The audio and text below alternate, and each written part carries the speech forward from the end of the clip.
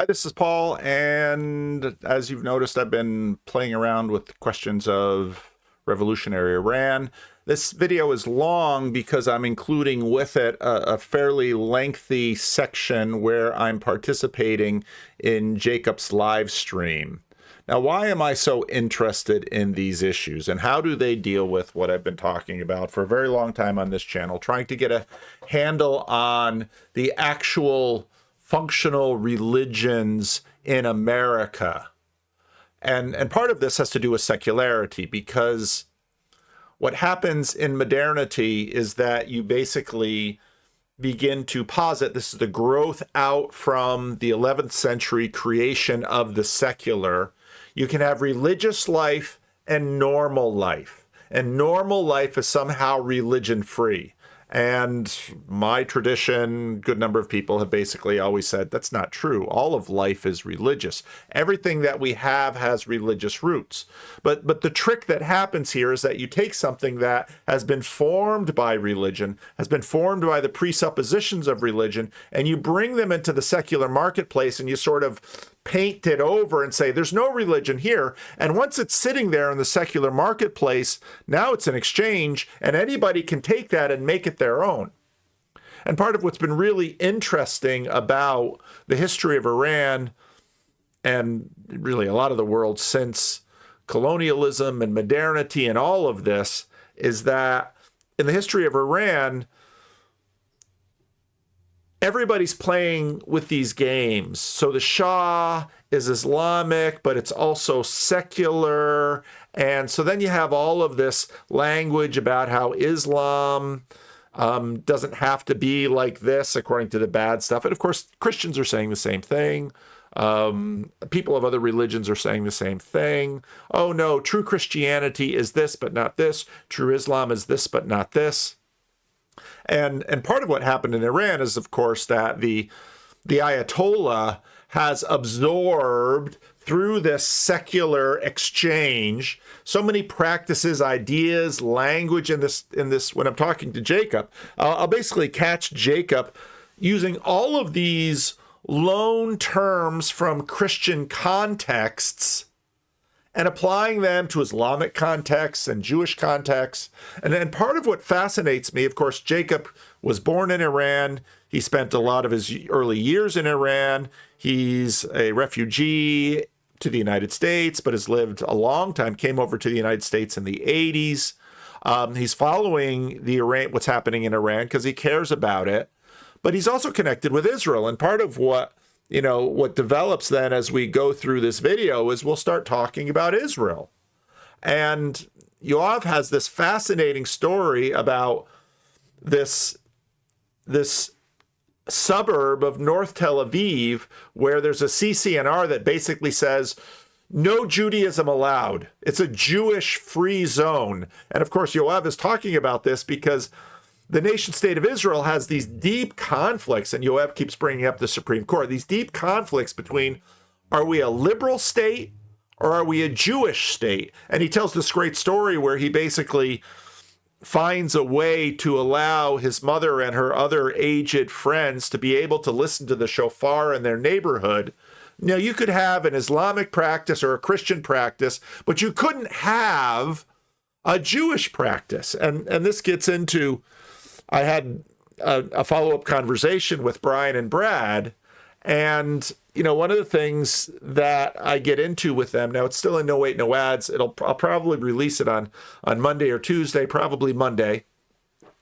But all of these same issues is what we're dealing with in the United States. Should the U.S. government bring secular Christian salvation to non-Christian America? So we're going to have to talk about salvation in this age, salvation in the age to come, all of those kinds of things. Because, if you listen to, so let's say, people on the left, many of them who are Christians will say, well, yeah, but we just want decent and right. And then if you poke a little more, you begin to realize that actually, all their definitions of justice and decency and goodness, they're all just Christian definitions that have sort of been painted over with secular paint to say, no Christianity here. And so those two clips are in the channel, and I'll put the links to those in the show notes too. But, you know, of course, they're part of a almost 2.5-hour conversation about many of these issues, and Brad and Brian are sort of working them through because they've sort of been, you know, divided by the Trump administration and what's going on there. So does the Jesus smuggling secular assumption of morality require regular religious refreshment? Because this is something that, of course, Tom Holland worked on a lot in terms of all of this Christian civilization. And Jacob's going to say about Axworthy, the author of the book that I'm reading, well, he's just a product of Oxford. He's a cultural Christian critiquing Islam from Western perspectives. Like, yeah, but everybody has a filter. So there's no neutral party in this. You can try to be fair. You can try to be even-handed, but even what's happening in the Middle East has roots. And then I'm going to play a significant part of this conversation that you got to have the dress in the picture, because basically Bill Maher is going to say, if you could live anywhere in the Middle East, where would you want to live? And she's a smart woman. She immediately ducks the question and dodges the question. And he focuses, if we could wear that dress, where in the Middle East can you wear that dress? And the obvious answer is Israel, because Israel is a liberal state. Unlike the nations around, you're not going to wear that in Saudi Arabia. You're not going to wear that in Tehran. You're not going to wear that in Pakistan. You're not going to wear that, and you're probably not even going to be able to wear that in Beirut. And for a while, of course, Beirut was sort of like the Paris of the Middle East, but then it all came crashing down.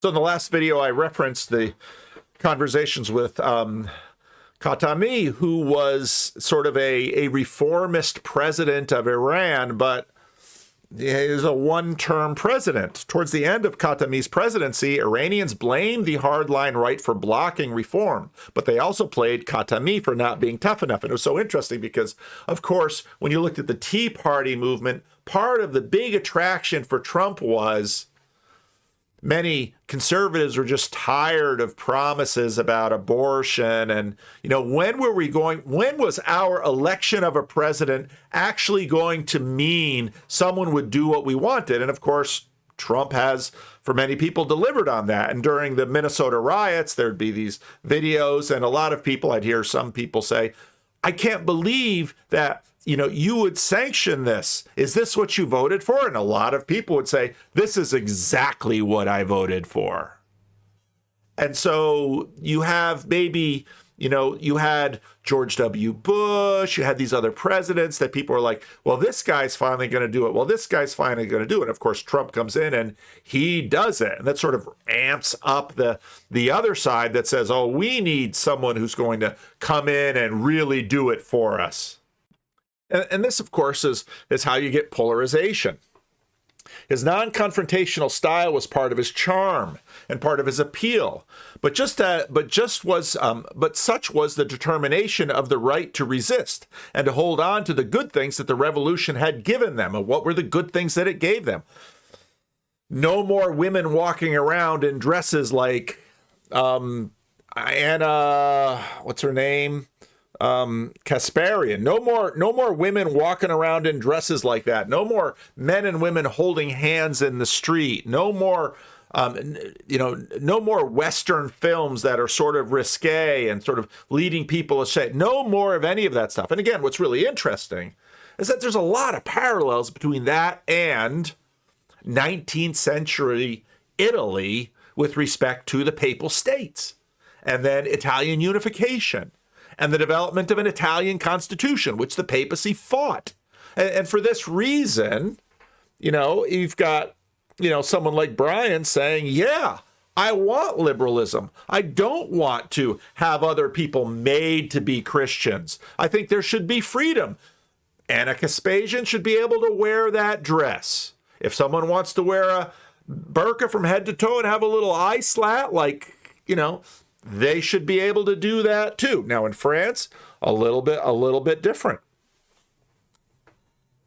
Had he reluctantly confronted the right over the rest of Karbashi or Nouri or over Khamenei's intervention to prevent the overturn of the press law in August of 2000, Had he threatened to resign when one of his allies had suggested earlier, threatening effectively the collapse of the system, he would have had 70 to 80% of the country behind him.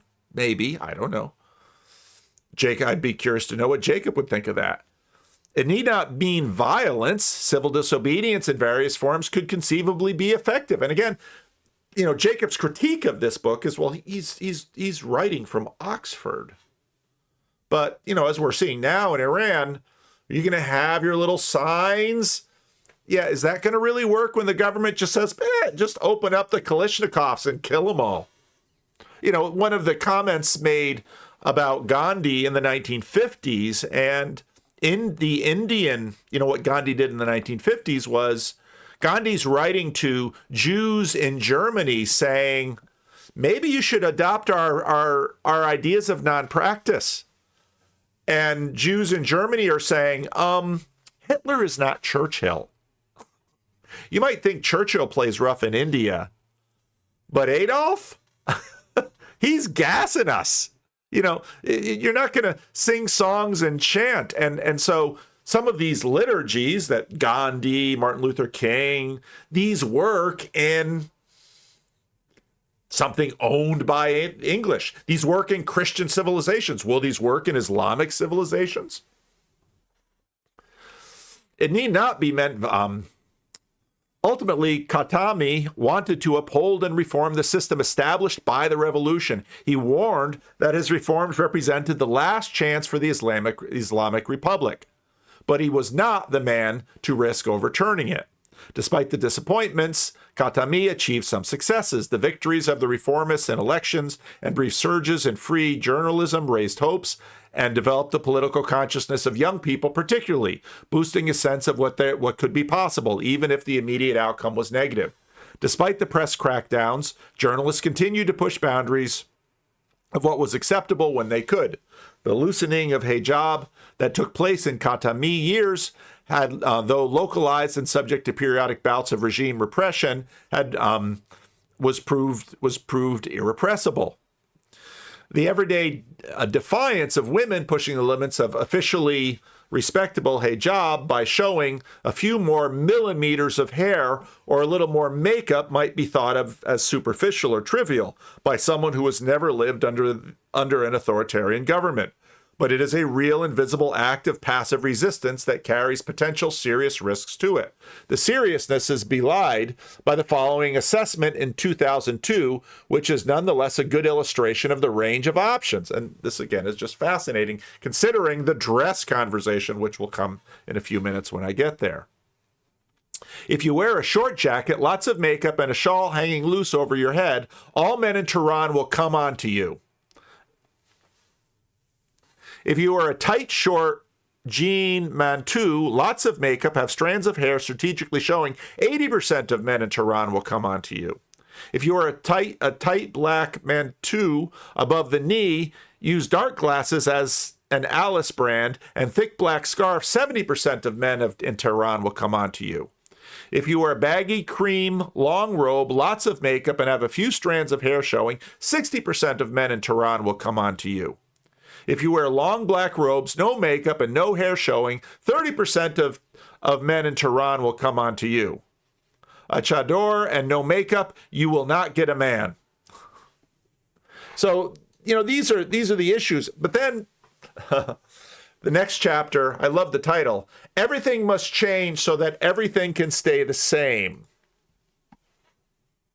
Of course, part of where this conversation gets root in America is the whole conversation about Christian nationalism. And we've treated Doug Wilson before. And it's interesting because Wilson decided to comment on what I thought was an excellent opinion piece by Ross Douthat. But everything you need to know about Doug Wilson, you can sort of figure out in the first few minutes of this video. A year into his second presidency, Donald Trump has lost the country. Now, whenever you lose something, the first question you should ask is, when did you see it last? I would say that we saw it last in maybe 1955. And so, right there. So Doug is, he's heretical, it's Christian nationalism. And of course, that sort of triggers those who say, no, we want a liberal nation state. And he's going to become the next Ayatollah. And it's like, probably not. Because actually what's under the paint of that secular brick actually matters. But you do get the vibe of everything must change so that everything can stay the same. But where Doug wants to go is 1955. But of course, not everybody is going to think that 1955 is a great place to be. Maybe it was a great place for Doug. He's 10, 12 years older than I am. So he wasn't even very old in 1955. But, Doug's shtick is all, let's get back into the past. But this is a common trick of various fundamentalisms where we're just going to go back. But of course, you can't go back. And if there's any place you can see that, it's Iran and Israel. Because now these aren't Christian countries. Now there's a lot of Christian civilization, liberalism, smuggling, Marxism, all kinds of stuff that got smuggled in. But attempts to go back, it's not really going to happen. Maher-Kasparian just released a video today about some of the double standards and political scandals. And what this is really nicely illustrates is that things are always changing, and we're not even paying attention to it because, of course, combinatorial explosiveness, combinatorial focality, you can't pay attention to everything at once. And so part of his point is that part of what's interesting about the Epstein releases is you can see how things have changed. And the thing about Maher-Kasparian is he worked for ABC News during the Clinton years, so he had a front row seat of sort of watching the change from the Clinton years, from before the Clinton years, the old rules during the Cold War, to the Clinton years, to after the Clinton years, and you see this evolution of change. And so that changed because the Cold War ended at the end of the Bush administration, or Reagan administration. It was ending. And then the other thing is it just became I want to go earlier. Media. And I can't figure it out. Cannot figure out the standards that are being used. Again, some of it's happenstance. And so basically he's saying there clearly are new rules. Unlike Luke's live stream, the rules aren't written down, but the rules are there. They're these middle spirits, and we sort of sense the rules, and people are playing by the rules. People are submitting to the rules. People are sometimes defying the rules or objecting to the rules, but there's just sort of a sense that there's plenty of people who, oh, hang on, the handyman's here. All right, let's go. And a lot of it is how the world has changed right now, because the ability of a person under attack to have three things going for them that didn't exist at the beginning of my career. One is digital media, the ability to be your own war room and fight back by putting out your own stuff. That's number one. Number two is the tribes, the red-blue tribes. If you're a red person and you're in the Epstein files and they're trying to take you down, they, saying air quotes, and you rally the red tribe behind you, you're fine, because the red tribe's going to say, we don't care about the facts. We just want our tribe to win. And of course, President Trump has benefited from that quite a bit. And the third is there's so much information out there that it's very hard to know what's true. Back in the old days, if it was in the New York Times, a big investigative piece on somebody, everybody just treated it as true. Now there's stories all over the place. There's social media all over the place. And so understanding this zeitgeist environment of who survives and who doesn't, very complicated business. So back in '92, we were at the dawn of all of this. We didn't have the internet, we didn't have social media, but there was more media, and there was a different standard. And one of the theories I've had, I'm not the only one who said this, but the end of the Cold War made it more open season on people in public life, because during the Cold War there was kind of a I'll say gentleman's agreement, because it was mostly gentlemen, but there was an agreement amongst elites. You know, you can't go knocking out the president of the United States for stuff in his or her background, because we got to fight the Russians, the Soviets, and we can't change the power structure based on personal issues or economic scandals. And so that changed because the Cold War ended at the end of the Bush administration, or Reagan administration. It was ending. And then the other thing is it just became such that we didn't put our political figures on pedestals the way we did for a variety of reasons, not just because of the end of the Cold War.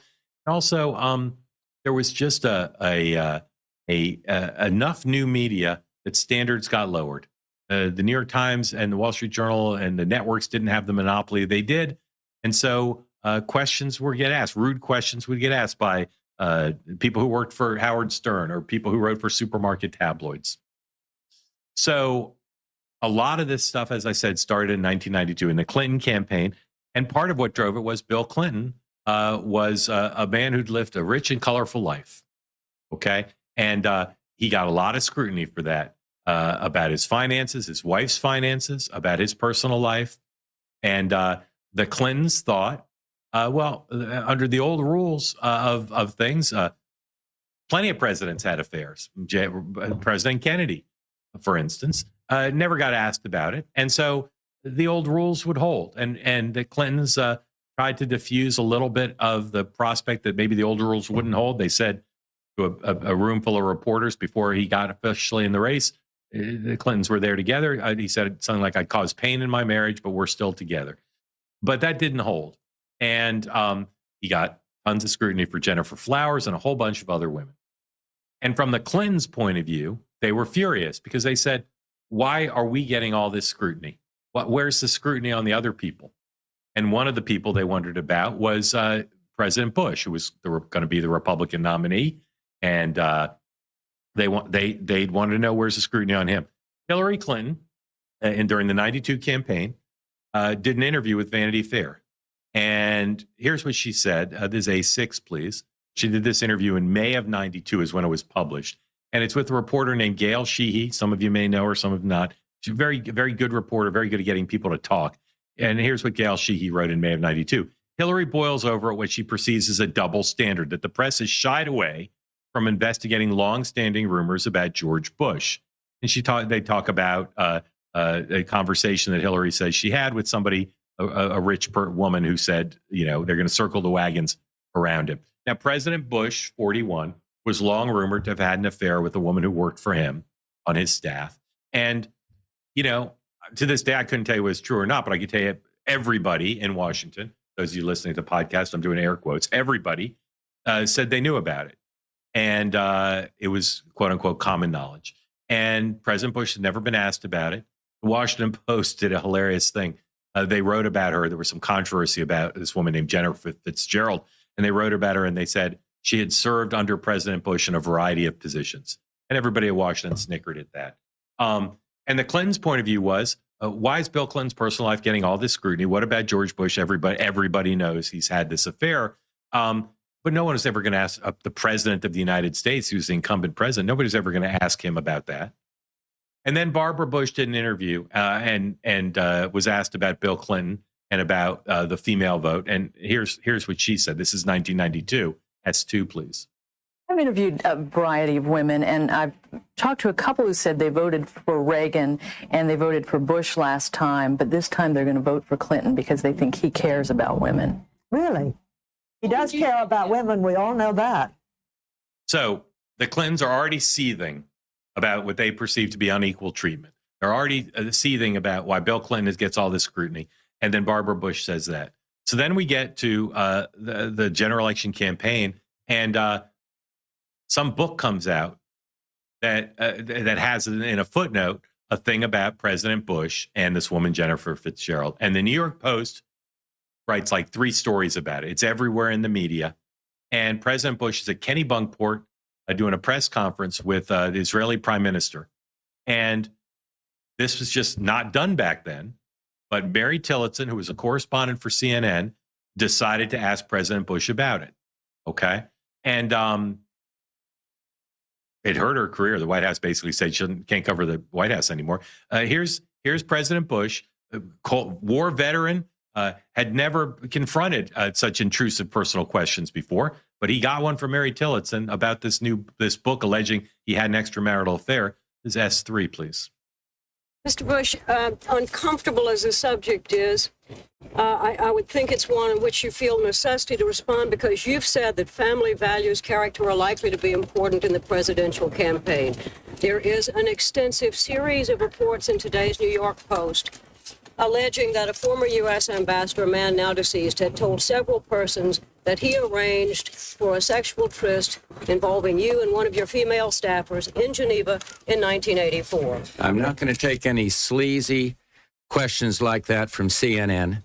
I am very disappointed that you would ask such a question of me, and I will not respond to it. I haven't responded in the past, and I think I'm outraged, but nevertheless, in this kind of screwy climate we're in, well, I expect it, but I don't like it, and I'm not going to respond other than to say it's a lie. All right.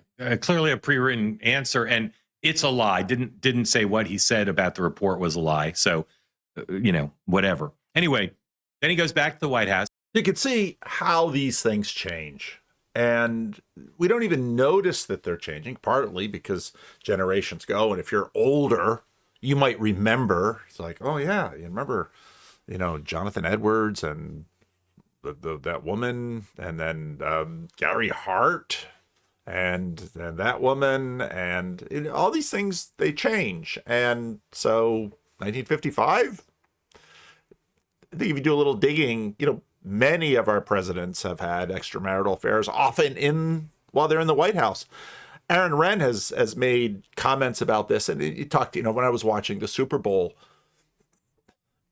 sports gambling from the internet on an app. It's just assumed. And in some ways, a lot of what the Iranian Revolution was about was, undermining these things and getting rid of these things. This is 2002 in Iran. In Kerman at the time, 2002, there was a series of murders carried out by Hezbollahis, murders of people they regarded as morally reprehensible, mainly for sexual reasons. One couple were abducted and drowned in a ditch while on an outing to look for an accommodation. They were about to get married. There were bodies that were dumped in the desert outside the city. When taken to trial, 6 perpetrators confessed to 5 killings out of a total of 18 suspicious deaths, but claimed they had received personal guidance from Mesbah Yazdi, authorizing them to kill people who were acting immorally. Mesbah Yazdi had apparently made the humane reservation that the victims should be given at least 2 warnings to desist from their immorality first. When asked about this alleged guidance, Mesbah Yazdi was evasive and attempted to get Khamenei to make judgments on the matter, an attempt that the supreme leader also seemed to have evaded. All 6 al-Basijis were convicted, but appealed to the Supreme Court of Tehran. The Supreme Court returned the case to a different court in Kerman province for retrial. This happened 3 times, and each time the regional court convicted the 6 over again. Feeling in Kerman was strongly against them, naturally enough. The police chief who had made the arrest and prepared the evidence was sacked for his job. Encouraged by what had happened in Kerman, religious vigilantes carried out similar killings in Tehran and Mashhad. The Supreme Court could not bring themselves to uphold the local verdicts, nor condemn the defendants, whom they saw as pious individuals, nor to say that the dubious Sharia justifications for the killing had set out by Mesbah Yazdi was incorrect. Eventually, in April 2007, a 4th court in Kerman acquitted the killers.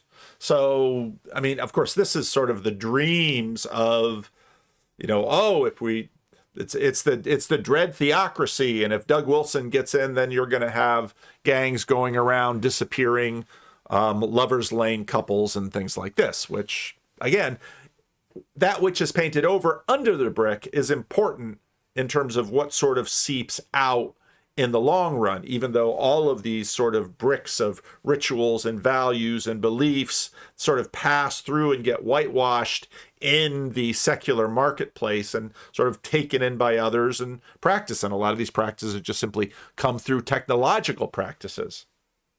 All right, so there's going to be about a minute of this video, then I'm going to play. It's an astounding exchange between Bill Maher and Maher-Kasparian about her dress. and where she could wear it and where she couldn't. And again, America is, even people who are looking for steep slope religion, most here are not looking to sort of, well, how can I say it, become Iran. And Israel is a much more interesting case, because there in the middle of the Middle East, you have this one nation that has a lot of liberalism in it. And of course, talking to them, it's fascinating how this thing goes. So the rest of the video is just playing both this clip and the much longer piece from Jacob's live stream. So leave a comment. Stream, because I don't want you to stop with your Iran updates. Even if you feel like nobody cares. I'm up to 9/11 in my reading, but I continue to be fascinated by this, what I think is the big, the big story beneath almost everything right now, which is, of course, religion and modernity. And, so I'm up to Katani and his CNN interview in '98. And then, they're getting ready to take him down. But I still have 25 more years of history to do. What year did you leave? 1984. You've been out a long time.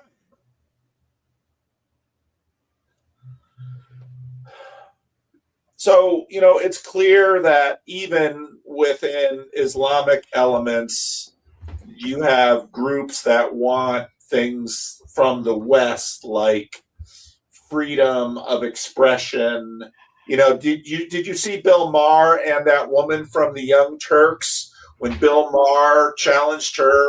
What country in the Middle East can you wear that dress in? You had to live in the Middle East. So tomorrow, Anna, you got to go live in the Middle East. Where would you live? You can pick one city, any city. You can, as far away as, say, Pakistan. You could live in Karachi. You could live in Cairo. You could live in Amman, Jordan. You seem to love Lebanon. I mean, Beirut's nice when the bombing's not happening and the assassinations have stopped. Or you could live in Syria. I hear that's wonderful in the summer. Well, we now have Al-Qaeda terrorists leading Syria. Or the Houthis, I'm sure, would make room for you. Yeah. Tel Aviv, or the West Bank, Ramallah, I think is wonderful for a little, in the fall, it gets lovely. Where would you live? What city would you live in? Well, where do you think you'd be comfortable in that dress? I'm sure it would not be comfortable in this dress in any of the various Middle Eastern countries that have been destabilized by you're not really blaming it on Whitey. Listen. Are you? You're blaming Islam on Whitey? I'm not blaming Islam on Whitey. But what you're saying is we destabilized. That's why you can't wear that dress. Did we not destabilize? Wait a second. We were funding terrorist organizations in Syria during the Syrian civil war, starting under the Obama administration. That's why did that not destabilize Syria? No, what's destabilized? There's a literal Al-Qaeda terrorist. We're talking about your dress. Why? It looks good. I know it looks good. You're saying you can't wear that dress in Syria because of Whitey destabilizing? I didn't say that. Okay, that's what it said. Okay, great. But the United States did destabilize various Middle Eastern countries. Are you going to deny that? And I asked about the dress, and you went right to destabilize. So is that why you couldn't wear that dress? Why couldn't you wear that dress? Why couldn't you walk down? You want me to talk about jihadism and Islam, but why won't you? Listen. Why won't you? I mean, Why? I don't believe in jihadism, which is why I'm furious that the United States just had a freaking Al-Qaeda terrorist in the White House. It's not just jihadism that is preventing you from wearing that dress. Are you saying every Muslim is a jihad? I don't think they are. Bill. Okay, why can't you wear that dress? Let's focus for a second. No, you won't answer this question. I'm not going to defend that religion, that extremist religion at all. Why can't you just say? That's not what this discussion is about. This discussion is about it's very much what it's about. Ordinary, innocent human beings that I don't want to be slaughtered, regardless of what their religion is. No one does. Then stop starting wars. It's that simple. Stop attacking Israel. It'll stop. Okay. But the fact that you can't answer that question, and you know that I don't know what the question is. What's the question? You keep doing that. What's my question? What's your because question? Because you don't really want to hear it. No, go ahead. I will give you space to speak. Go ahead. Then you will let me. Yeah. Okay. The question is, if you could live anywhere, right, from North Africa all the way to, we left out Uzbekistan, you could live there, Kazakhstan, Saudi Arabia, Riyadh. Oh, none of the above. And none of them. Or Tel Aviv. None of them. Literally none of them. But if you had to choose one, you would. So to you, Karachi, Pakistan, and Tel Aviv, same thing. I would figure something out, but that's I've powerful. Definitely... Not as smart as I know you are. That's.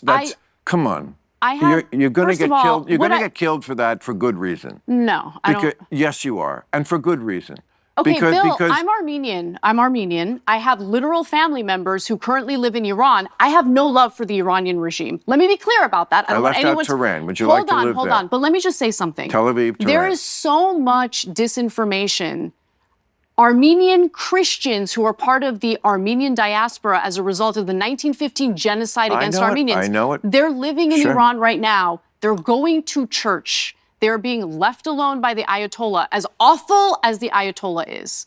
So look, I'm not saying I would want to live in Iran. I don't want to live anywhere in the Middle East. I want to live here in the United States of America, the greatest freaking country in the world. You're like a politician. You're avoiding the question. No, I'm being as super honest as I can be. No, you're not.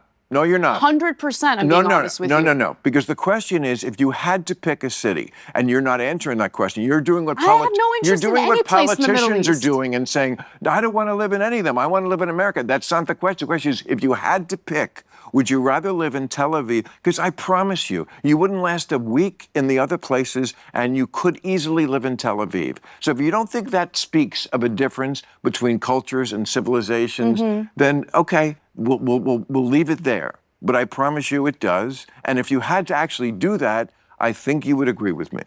I think given my very harsh and vociferous criticisms of the Israeli government, I probably wouldn't feel so safe living in Tel Aviv right now under this government. Under this government.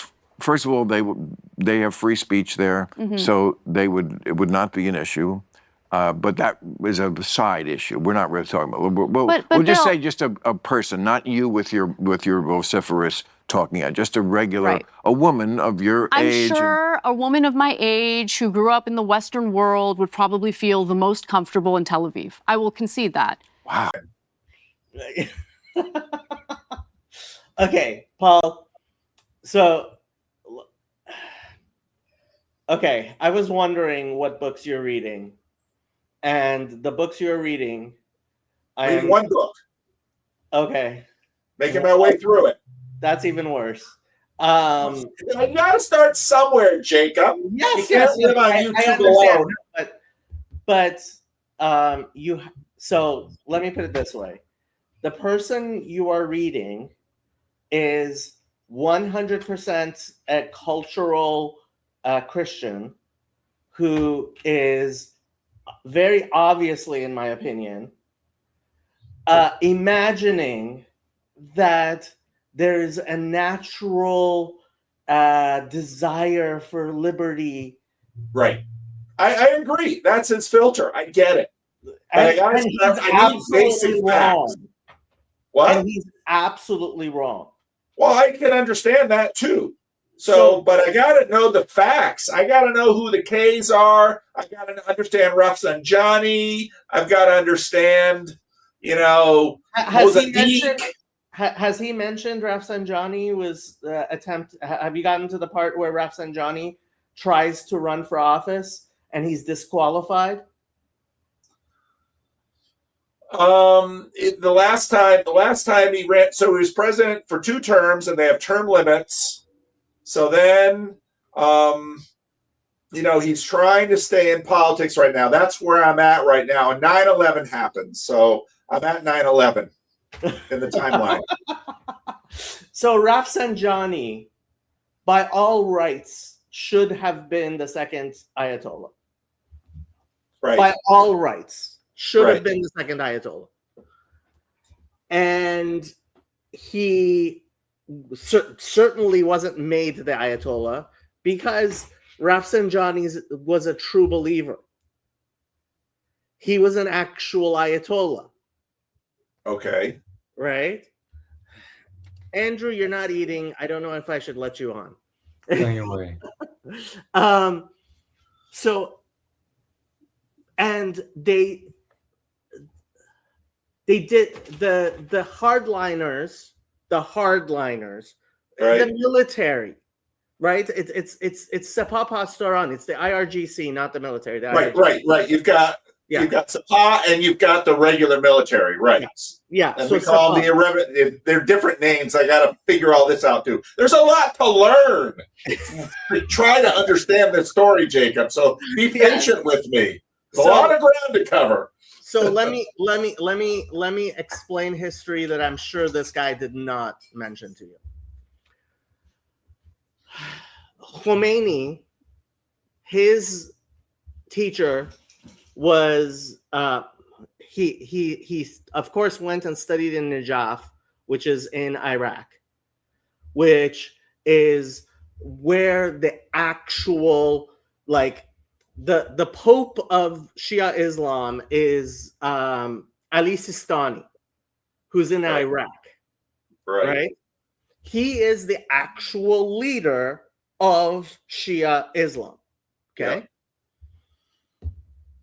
Khomeini was a leading figure, right?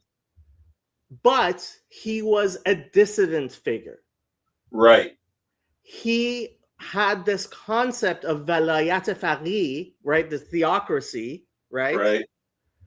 Which was his teachers told him he's not allowed to teach. Right.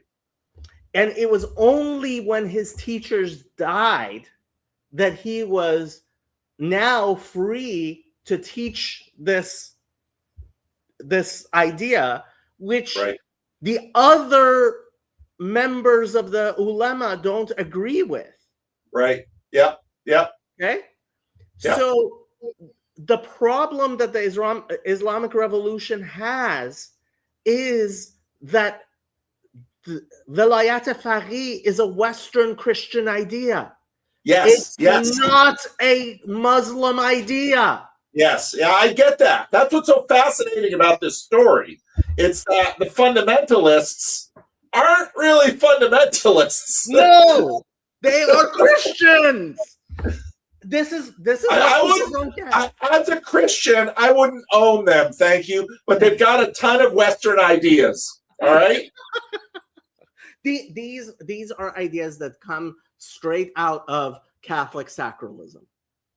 Well, let's pull back from incriminating various Christian groups. But what's clear is they got these ideas out there in the cultural marketplace and sort of, I've almost used a Christian term, and sort of painted them up with Islamic paint and smuggled them in and had an insanely successful run at a revolution where they took over a country and have continued to hold it for the last 50 years. See, okay, this is, so the one scholar who I respect, who has been saying things which I simply can't give water to, is Sir Neil Ferguson. I respect his analysis generally, and what he's been saying recently has been things I simply don't, I don't think they're applicable. And the idea that he's been pushing is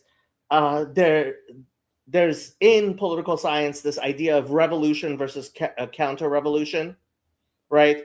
A revolution is something that brings about a new idea, whereas a counter-revolution is an attempt to return to something that was before. Basically, he says that counter-revolutions don't work.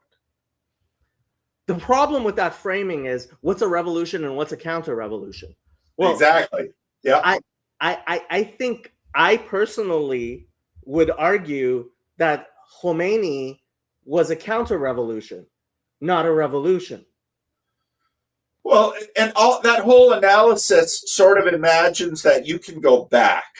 And what's clear is that Khomeini, took some ideas that are just around, came in through colonization, borrowed some language from the Marxists, took all of this stuff, painted it with Islamic paint, brought it into the country, just as you've got a Shah who's dying and weak anyway. And painted it as a counter-revolution. Yes, yeah. So because the white revolution, right, was, I believe, an actual revolution. The white revolution was just another attempt at, can we adapt modernity to fit this ancient culture? But the Shah was the Shah. But he dressed himself up in Zoroastrianism. Right. And crowned himself like Napoleon.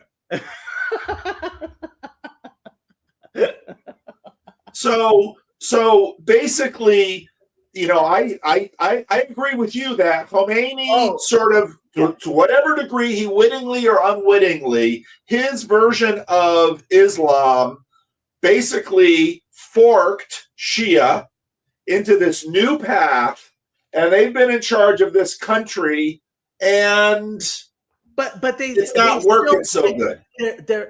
There's no depth there, right? When there are protests, which cities have the most protests?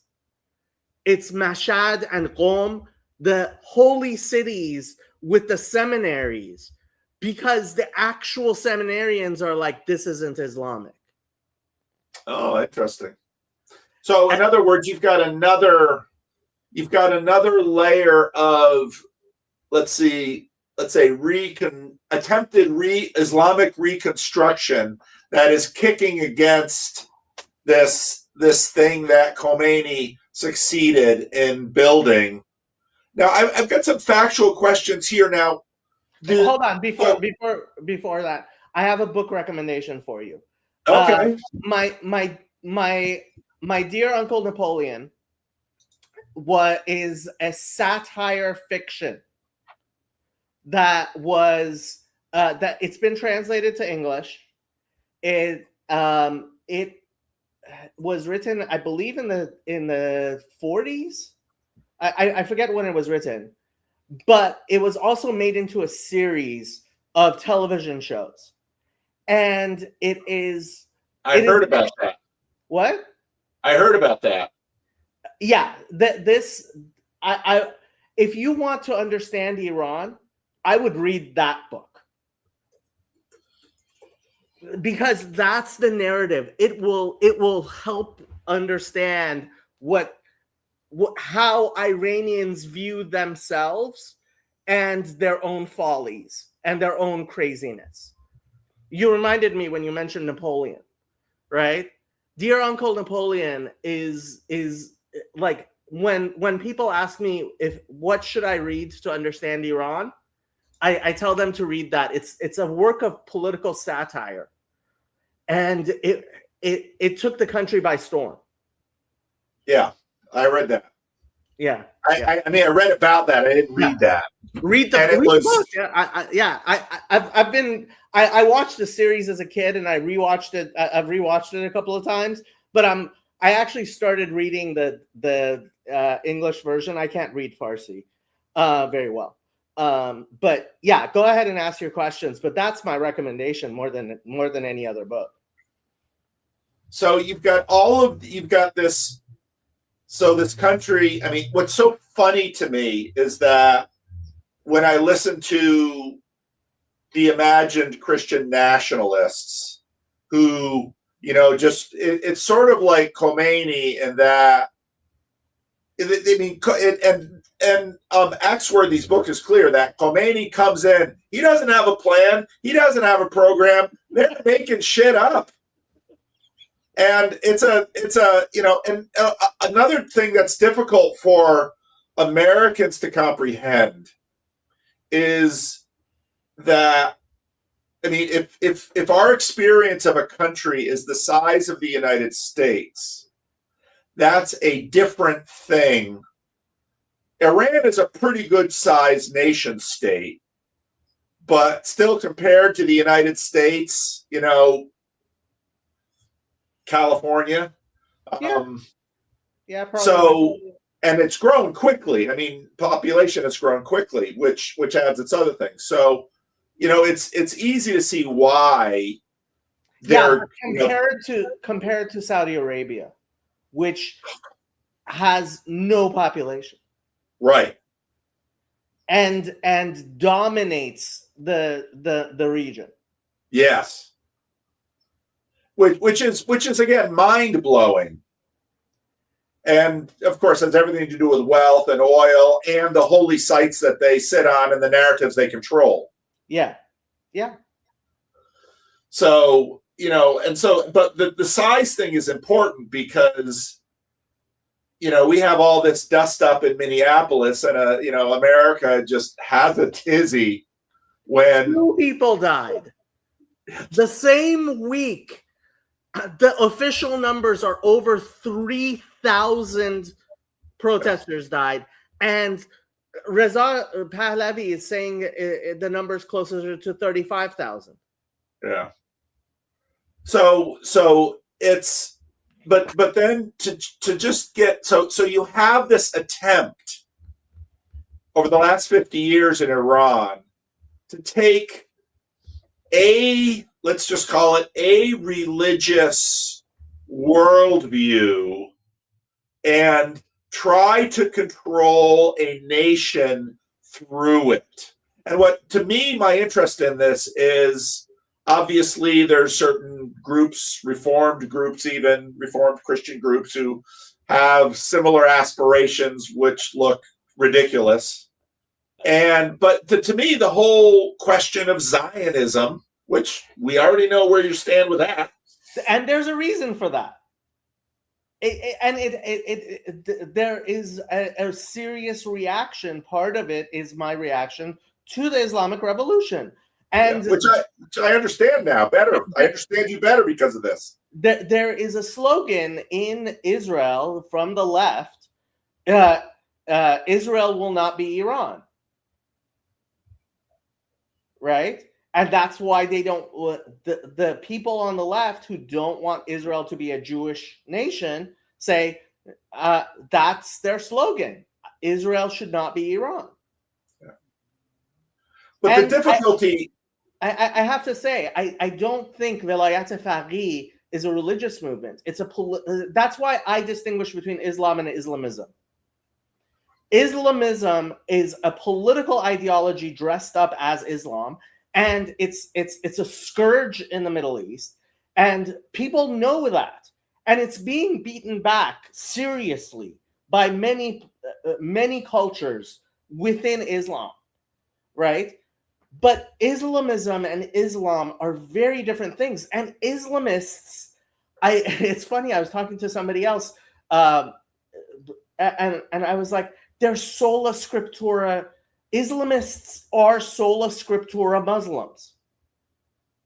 And guess what? Islam has never been sola scriptura. Nobody, you cannot even possibly look at the Quran, which is a very, very short text, and say sola scriptura. Right. Well, but even the fact that you are borrowing this Reformation, this German Reformation slogan, and applying it to this demonstrates basically what the world has been doing, which is, okay, well, we want to, and it's all over the place, we want to capture the true religion of, well, just use Moses, the true religion of Moses, or the true religion of Jesus, or the true religion of Muhammad.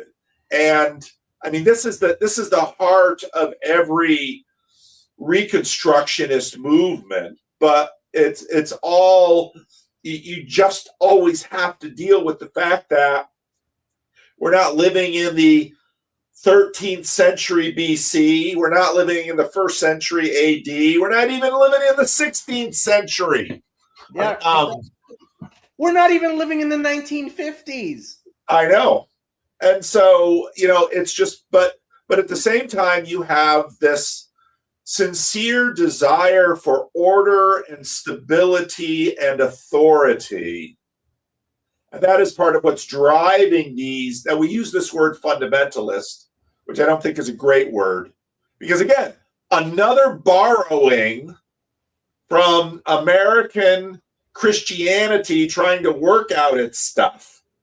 Right. And what was so amazing, and I want to read further about Khomeini, because even through Axworthy, you can tell that there's no religious clean room here.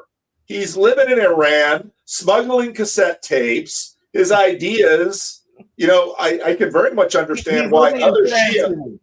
He's living in France. He's living in France. Well, first in Iraq and then in France. Yeah. And I want to answer this question, but I also want to ask you how much you know about Muslim quietism. So there's Christian nationalism, Jewish nationalism, Zionism, and Islamic nationalism, Islamism.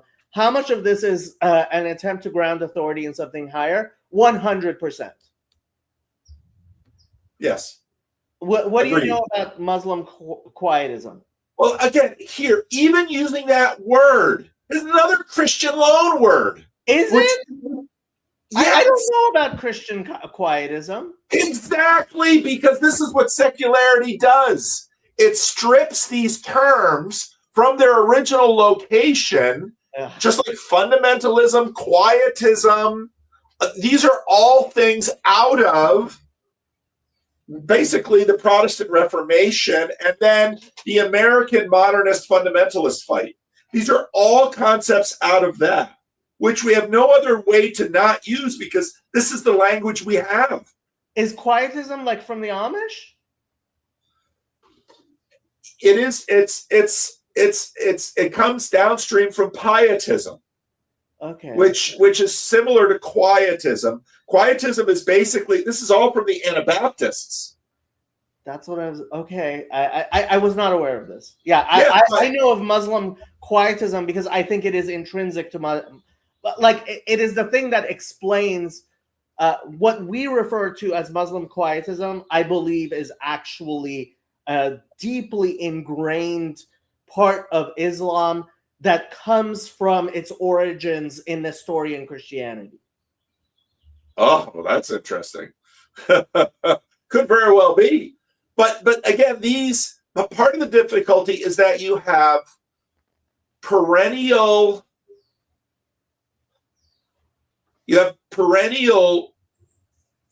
reactions to things.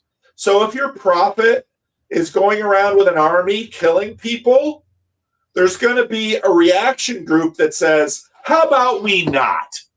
How about we pray? How about we build monasteries? How about we sit in our own little group and devote ourselves to God and not dirty ourselves with what's going around the world? You're going to have that by virtue of reactions to, oh, how about we enforce our ideas on our neighbors by threats, intimidation, and violence? So you're exactly right. So quietism, now this is the word we get from, why would the Anabaptists really embrace quietism?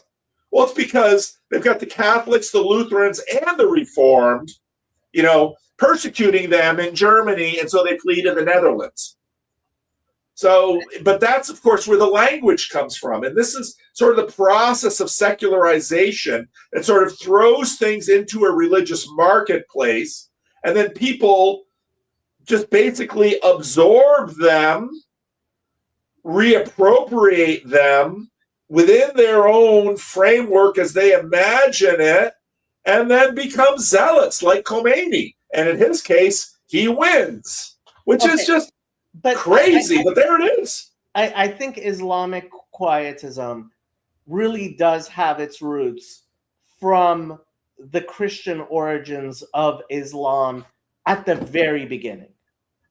where you had the Nestorians who were being persecuted by the state church, right? And I think that's where Islam came from, with this idea. Yes, we're going to have Muhammad, we're going to have this conquering Jesus come and destroy, and we are going to be pure people if we subject ourselves, if we are good Muslims, right? Then Muhammad / Jesus is going to come and kill all our enemies, right?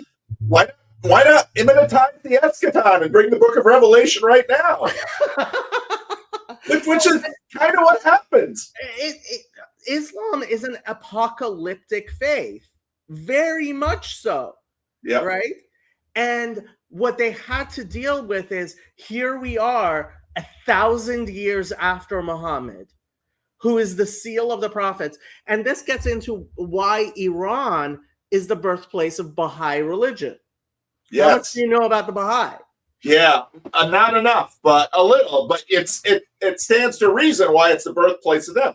Just like in some ways, so I have a friend in Sacramento who's Sikh, Raj, he's been around.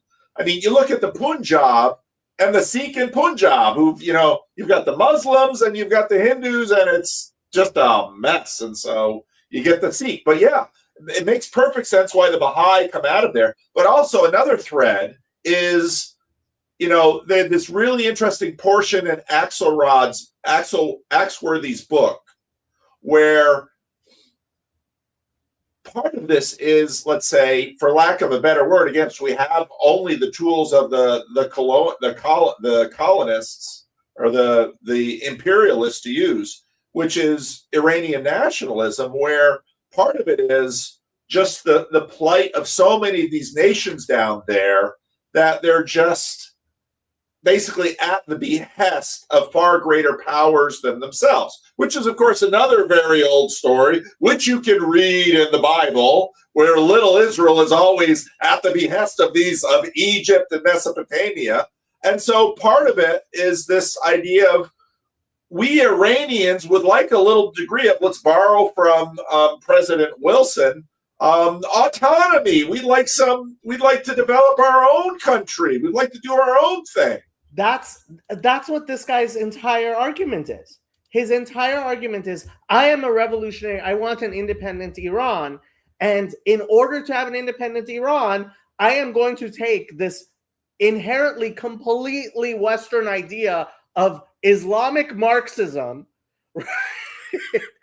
which is like completely 1800s on Europe, right? And that's what I'm going to like. That's Iranian independence. It's just bewildering in its stupidity. Well, that's one view of Iranian independence. I mean, there's many competing people who want to compete for it, but that's an element of this. He's decolonizing, right? He's decolonizing by taking all of these Western ideas and imposing them on a nation that is thousands of years old. Right. But Khomeini did it successfully. And one of the groups that, so if we watch the rest of his entire thing was, I am the true inheritor of Khomeini. I am the one who is defending the revolution, and because today is the 47th anniversary of the revolution, and he's like, I am the real revolutionary. I am a Muslim Marxist. Right.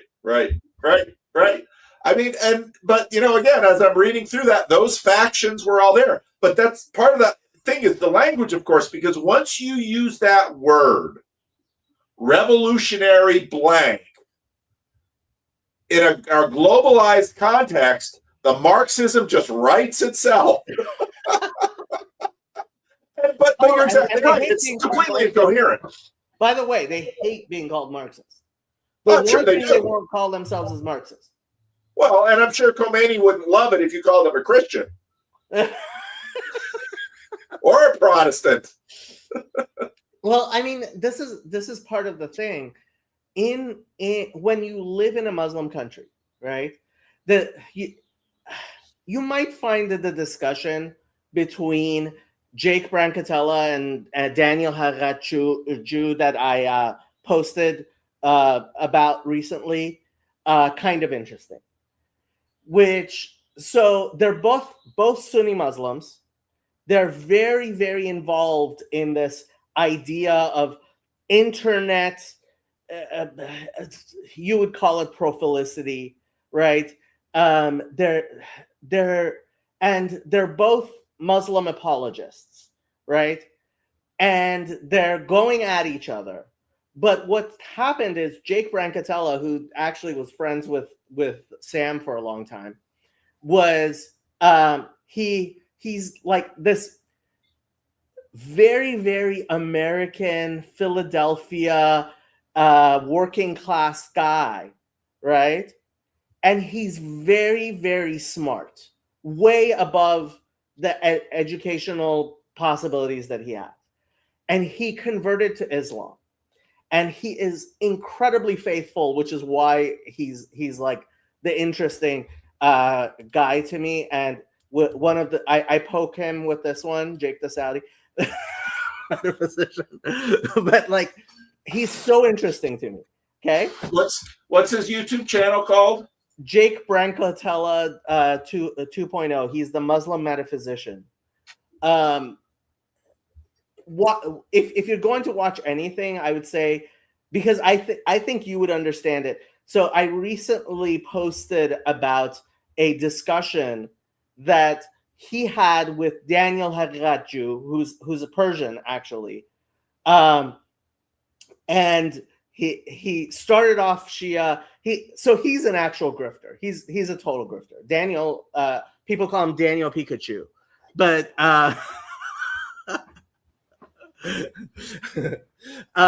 so Haggachu in Farsi means someone who seeks for reality and truth, right? And so he has a that's what haqiqat means. Hag actually is related to the Hebrew word chok, which means law or statute, right? And so he calls his channel the Haqiqat Show, right? A little thing of his name. Hello, Yoav. Your mic is on. Goodbye, Yoav. I don't know what happened.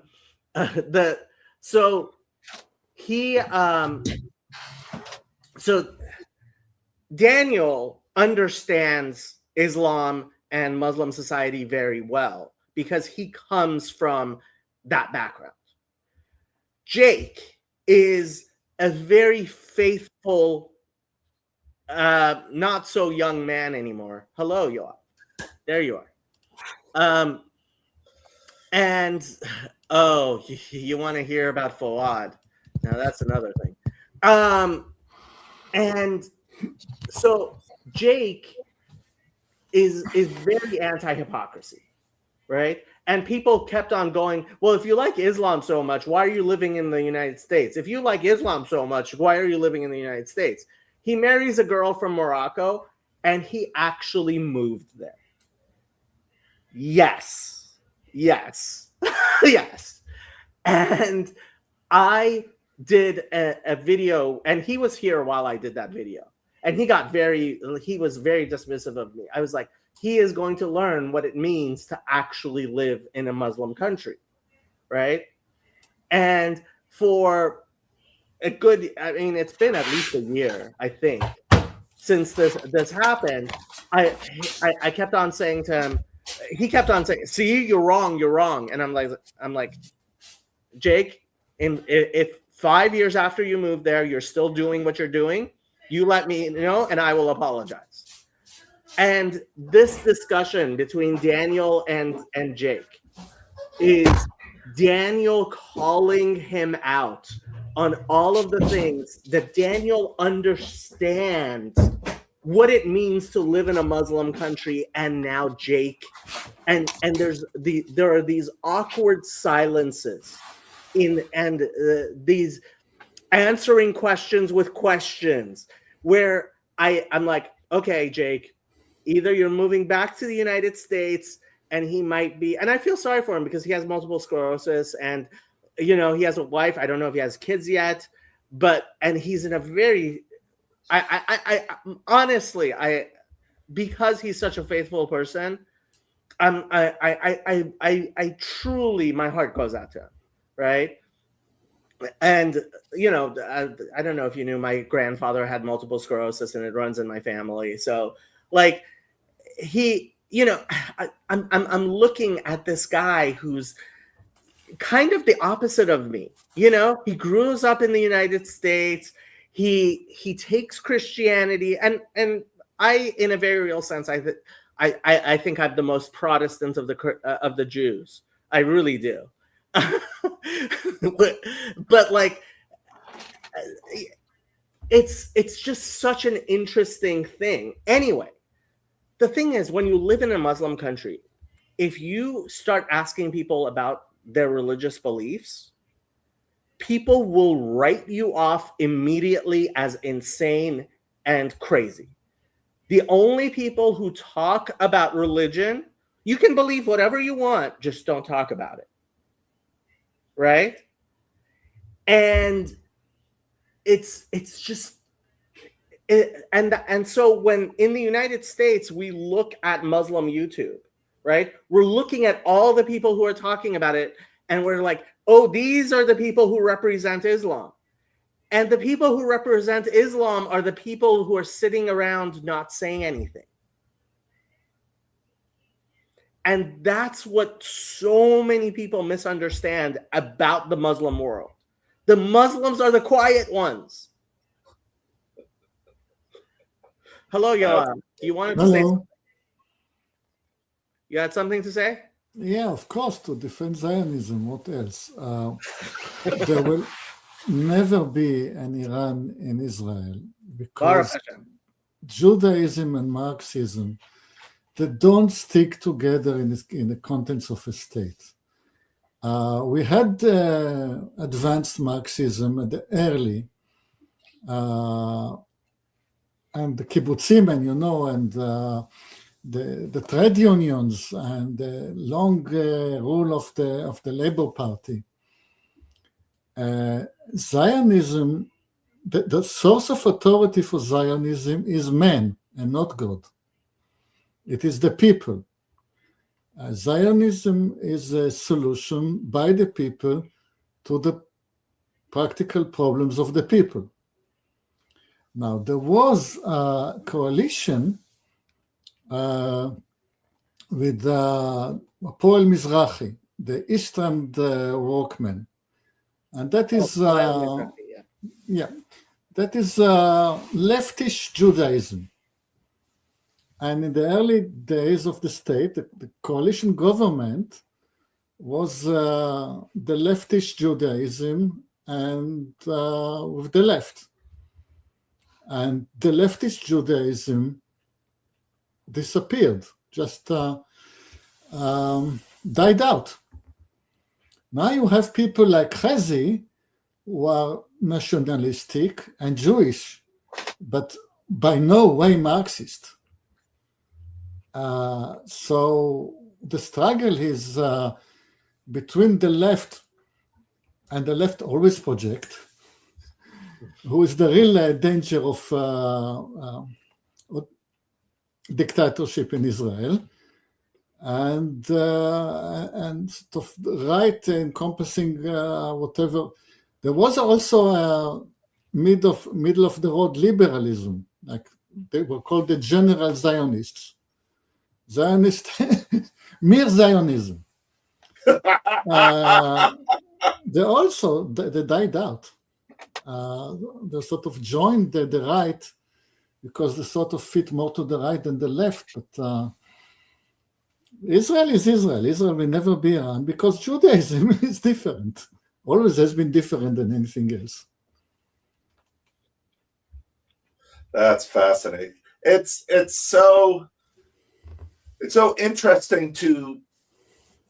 So, I was making my way through Ross Bird and Jordan Hall, talk about the church and Christianity. And of course, Jordan is, with his meta crisis, he's very critical of modernity and liberalism, which I understand. That's sort of this wave going through now with orthodoxy and post-liberalism and all of that. But,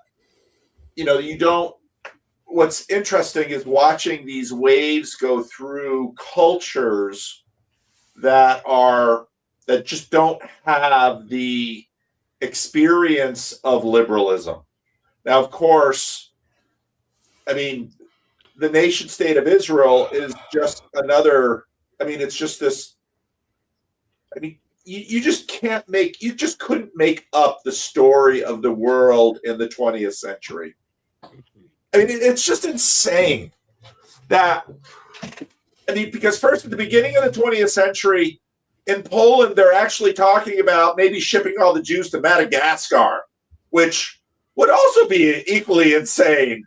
And the poor people who live on Madagascar, what would they'd be blessed by it. They who knows what would have happened to Madagascar. But there was also the Ethiopian project and the Argentinian project and the project in Russia, the sort of Far East in Russia project. Lots of ideas. One prevailed. Yeah, one prevailed. The one that God wanted to prevail. Oh, what, Jacob? What do you say? You're a big providentialist. Did God want Israel to prevail? So there's a saying in Yiddish: "Man tracht und Gott lacht," which I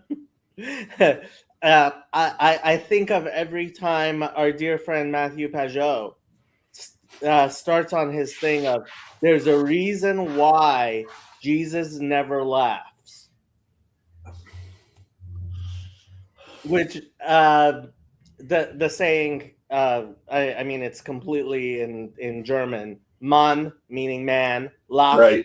Tracht, thought, right? And God laughs. God laughs, right? Yeah, God laughs. Yeah. So I believe, as I have always believed, that what you thought for evil, God has accounted for good, and that regardless of our stupidities, right? I almost made a video about this recently as well. Man does not, don't get too excited with your Calvinism. Man doesn't control the world. God controls the world, right? The sovereign, God controls the world, obviously. But God's control of the world is, and this is why I keep on telling people to listen to Christine Hayes's series on the Old Testament, right? It's like, well, God created man, and man is this weird thing which God created in a way that he can defy God. And we do. And God is like reasoning with us and begging us and imploring us and teaching us, right? And that's why, anytime I didn't get into James White doesn't actually reply to me on Twitter, but I reply to him, right? Like he said this very funny thing. He's like, if you read the Bible, you know that there's no free will in it whatsoever. Like, show me where free will is in the Bible. And my response was, if you stop looking at individual verses and you looked at whole chapters, you would understand that the entire story of the Bible is the story of free will, right? I don't want to turn this into a Calvinist conversation. Yeah. Yoav, so you and I haven't really talked much. So where are you at? Are you a secularist? Are you observant in any way? Okay. What's your story? Oh, Yoav. Thanks for the question, because I wanted to correct myself. I was talking about the Ethiopians' suggestion. I wanted to say Uganda. So for a completely secular point of view, the question of Uganda was put forth, and the secular Zionists thought that from a practical point of view, we better have God on our side, because people settling in Israel and believing there is a God keeping them have more of a chance of succeeding than the same people trying to settle in Uganda when God is not involved. So even the most secular Jews will have respect to God as a coalition partner. They will? Dan Shiftan does nothing but call the Haredim parazitim in English. Well, they used to. On the other hand, can you imagine what the word parazit means? Yes. Even I can understand. On the other hand, the movement from Europe to Israel, and this is a sharp contrast from the movement of the people from the east to Israel. But those who moved from the west to Israel is more of a hippie rebellion, Marxist. It's a rebellion against the generation of their fathers. So they wanted to erase any aspect of Judaism from their life. They wanted to build a completely pure new Marxist world. Paul, have you heard Yoav's story about saying Kaddish and his mother hearing the shofar? Oh, this is a classic on this channel. Yoav, you have to tell the story for Paul. Well, if you insist, I will have to.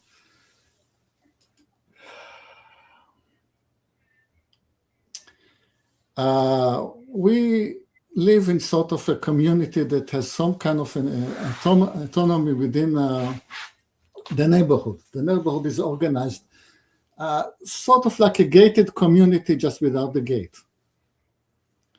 North Tel Aviv is the Beverly Hills of Israel.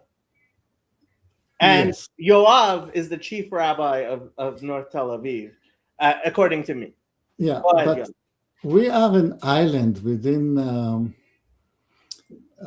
North Tel Aviv in terms that we're not poor. What we don't like to show off any wealth. We respect a plain presentation. I can see that from your decor. Yes. He's a color engineer, and there's no color behind it. This is still remnants of the socialist past. So we have a committee who manages internal affair in the neighborhood, and as is very common in North Tel Aviv, they decided that religion has no place in our neighborhood.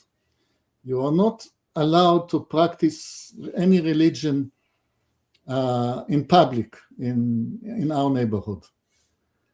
That, of course, is turned out only against Judaism, because if let's say if we have an Arab come here for some business, and it's the middle of the day and he will do his prayer, nobody will in liberal North Tel Aviv will ever imagine disturbing him. But if a Jew is trying to pray in public, then it is outlawed. It went all the way to the Supreme Court. I'm not joking. I have something to say about the Supreme Court. This is, but I've heard it on the Supreme Court before. Yeah, I have something to say about it. Okay, so came Rosh Hashanah, the celebration of the beginning of the year, and in that holiday we are told that we must listen to the voice of the shofar. So the rabbi will, in synagogue, will blow the shofar, and people ought to come and listen to it. But there is a movement Jacob was very much affiliated with called Chabad, who is more of pushy kind of Judaism. And they would say, what? Pushy? And they would say, of course, we don't want to convert anybody, but within the border of Israel, or even North Tel Aviv, what happens if a Jew cannot for any reason come to the synagogue and listen to shofar? And we must assist him to fulfill this commandment. And it happens that we have old people living in the neighborhood who just don't go to synagogue, but still have some warm corner in their hearts for the old religion.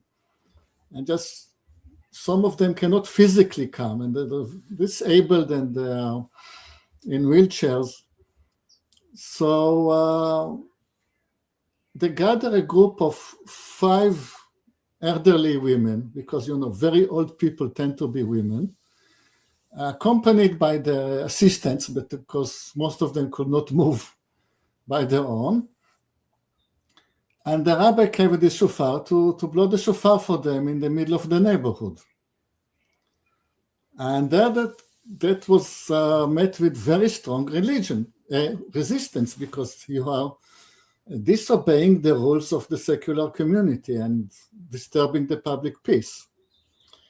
Now, it happened that one of the elderly women, luckily not in a wheelchair, was my mother. And of course, I was with her. We live in the same neighborhood. And she, secular as she was, she never visits her. Maybe so every odd year in Yom Kippur, but she never visited the synagogue. She wanted to hear the shofar. She was just outside her house. Now, if my mother wants to hear the shofar, never mind I'm a liberal. If a person wants to hear the shofar, it is my duty to enable him to hear the shofar, especially if it is my mother. So it came to almost to blows, people trying to prevent the shameful event by force. And me being the only man, I mean, I'm not very much of a man, but I was the only one. It was not an old lady. I stood between the shofar blowing man and the crowd, and to enable him to perform his job. And he appreciates it greatly. So that was peak anti-Judaism in my neighborhood. Because afterwards they came to some settlement. There was some territory within the community that actually legally belongs to the municipality. And you could settle there and blow your shofar from that corner.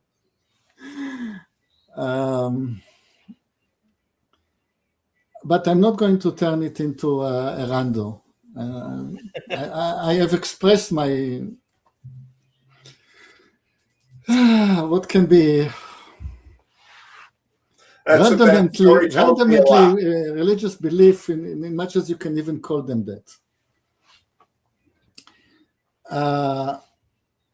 What I wanted to say is about the Supreme Court and the chances of dictatorship rising in Israel. There is a certain Aaron Barak. Melech Israel. He is the king of Israel. That's what I call it. Aaron Barak, Melech Israel. Yeah. Luckily, is approaching 90, and his hair, although in office and wearing the crown, is not as talented as he was. But he is quoted to have said that those Jews coming from the East are not as versed as in democracy. They don't get the concept of democracy as well as those Jews coming from the West. The very democratic places, the mother of all democracies, Britain and such, or countries famous in democracies like Germany or Poland. So the people from the Jews from the East do not get that the actual purpose of democracy is not to protect the majority, but to protect the minority. And it is the duty of the Supreme Court to make sure that no chance majority in the parliament will ever endanger the sacred minority. And I call it blasphemy, because for me, the democratic tradition is Jewish. You don't get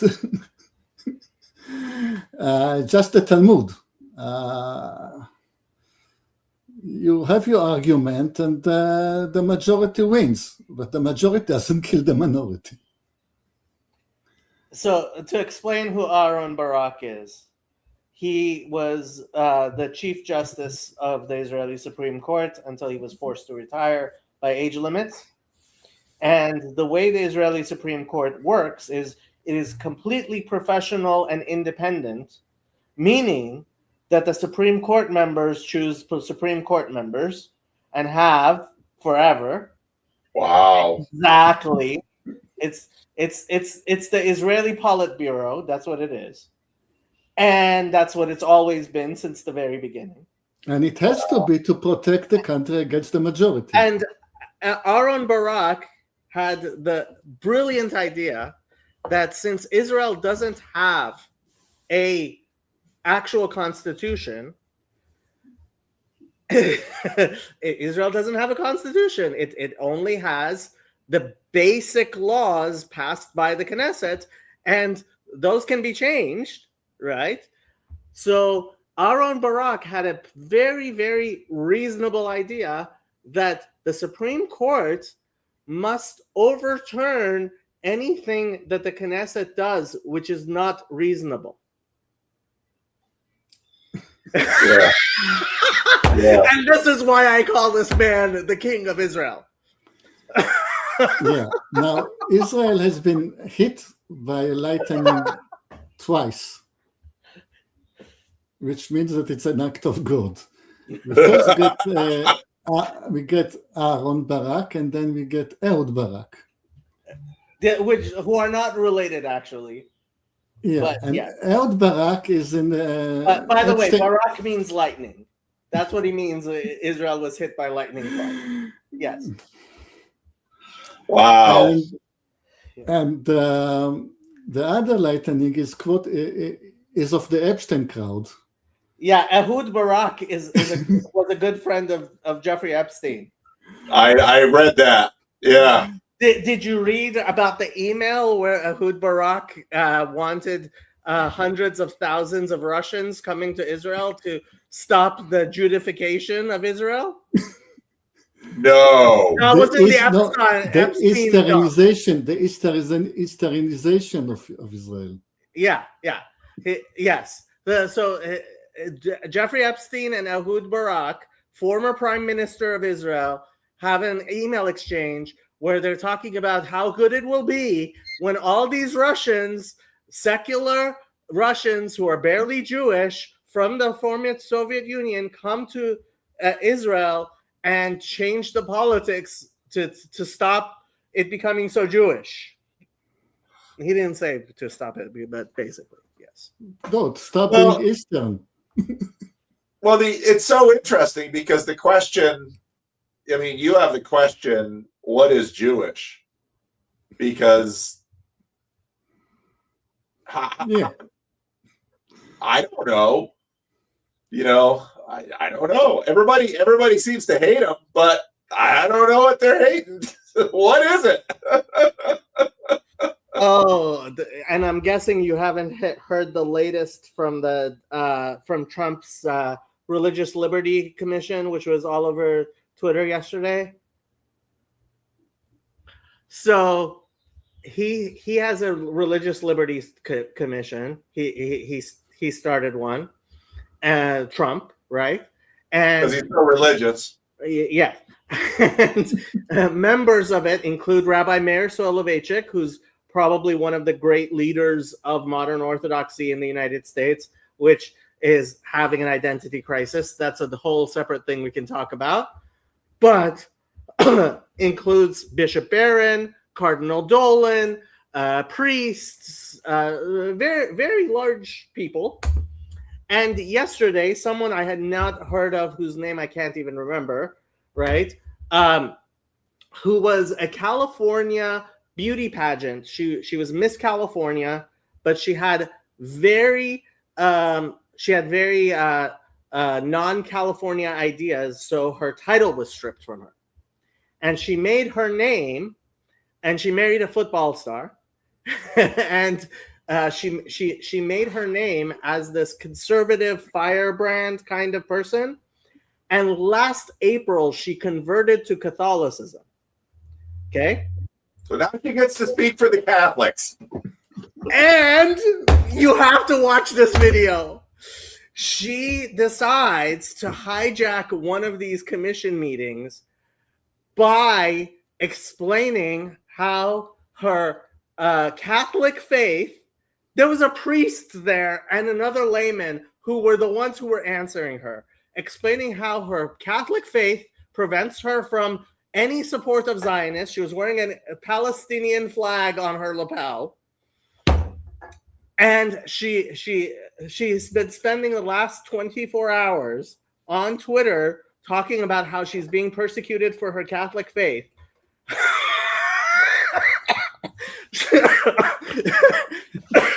She converted in April. In April.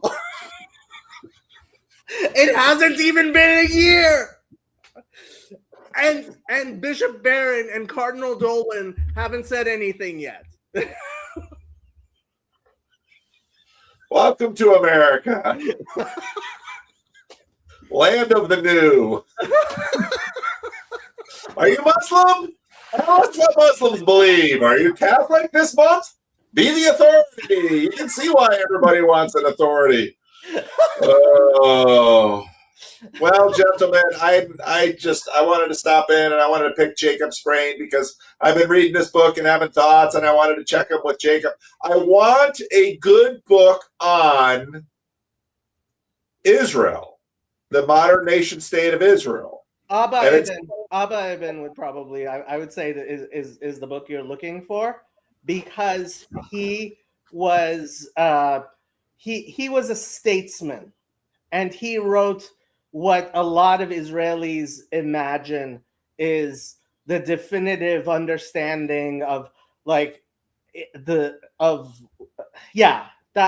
think the book you're looking for is Abba Ibn.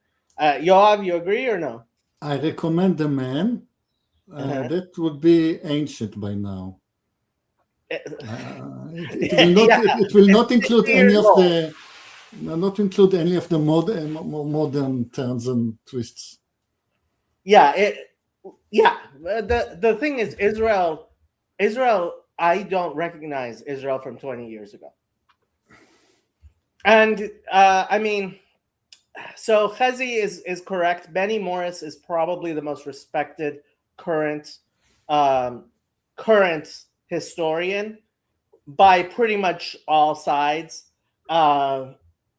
The people who are more nationalist than Chezi, which I realize is a weird thing to say, probably don't like how fair Benny Morris is to everybody else. But he is actually very fair. Right. I don't know Daniel Gordis. No, that looks good because you got to have a little patience for us Americans here. There's a lot of history, and it's really complicated.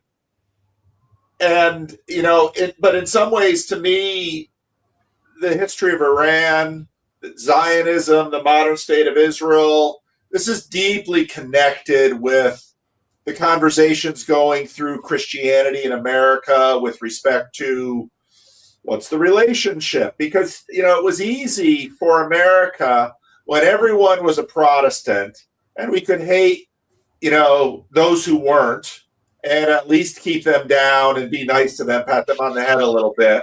But that day is done. And so now all these dust ups about Christian nationalism and the questions about liberalism and modernity, it's the whole world is dealing with this, but everybody has to deal with it with the particular instantiation. And Yoav, your story was perfect because in many places in America, it's anything but Christian. And to have your Tel Aviv community anything but Jewish, you can blow revelry if you like, but not the shofar. But it's just the reality of these reactions, and of course you're going to have tons of that in Iran after what they've been through for the last 50 years. But you had that. With the fall of the Ottoman Empire, you have, Ataturk, you have what happened in Egypt, and in many ways, so, Israel sort of fits in with that. It's just this back and forth between, what we call the religious and the secular, but it's everybody, it's opponent processing in some ways. So, yeah. That's why you guys are an incredible resource because, Jacob, look at what you've lived. And you're interested. And so you're still paying attention. And, through you, I get interesting relationships with all kinds of other people. So that's, to me, what the corner is about. So let me actually show you this. So this is towards the end of his thing. The reason your nose is always blocked, it's not what you think. You're not sick, but you always feel like you are. Because he's showing what people are saying. He's showing what people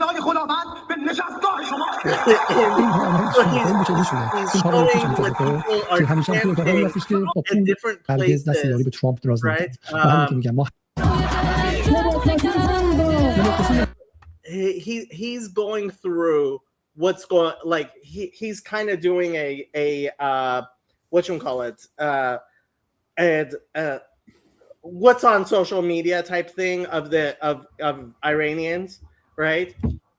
And one of the things that's happening is that people are doing these really vulgar chants, like incredibly vulgar chants. Like he was showing a group of men and women, right, saying Khamenei, your mother's whatever. Yeah, and they're saying that in Iran? No. Oh no. That would be that. That would be suicide. Yeah, you would be put to death. Yeah. That would be a capital crime. Where are they saying it? The biggest place where there's protests is, funny enough, in Toronto and in Germany, because that's where the most recent immigrants have been going to Canada and Germany. Why aren't you taking to the street, Jacob? Come on! I tried. Nobody in Los Angeles cares. Our community is too old. Honestly, like when I was a kid, going to the it wasn't weekly, but going to the protests at the Federal Building here was a social event. and then they some agents of the Islamic Republic almost killed a comedian here. Yeah, he lost an eye. Yeah, this was in the 90s, maybe even 80s. But when Rafi Khadjatorian, he was actually Armenian. He was actually a Christian. But yeah, and Patrick Bet David is a Christian Iranian. You know that, right? I didn't know his background. Well, that explains some things. Yeah, he's from the Assyrian community. He's not Armenian. He's Assyrian. Yeah. And so what was I saying about it was a big thing, and I assumed that there would be constantly people here in Los Angeles, but our community is just too old. It was so funny. The Friday night after the slaughters, my sister had a large Shabbat dinner, and there were lots of people, and I was expecting to go there and hear everyone talking about Iran. I was the only one who brought up the subject. And everyone else, so the people who usually do all the talking and say stupid things were this is just, again, the same thing. The people who usually don't say anything and whose opinions I respect, like me, were this is different. And that's the thing. If you're actually paying attention to Iran, there's a lot of people going, oh, this is just more of the same. No, this is different. What's going on here is very, very different than anything that's happened before. Iran has been shut down for a month. And I don't know how they're going to they're going to go back to normal without serious change. I don't know what's going to happen. All right. Well, I got to do a couple things, but I'll stay here because I'm kind of curious what Kezi's going to say. Because, everybody, Jacob the corner is uncertain about, but everybody loves Kezi. It's true. It's just true. I think Jacob is fantastic. Even Luke likes Kezi.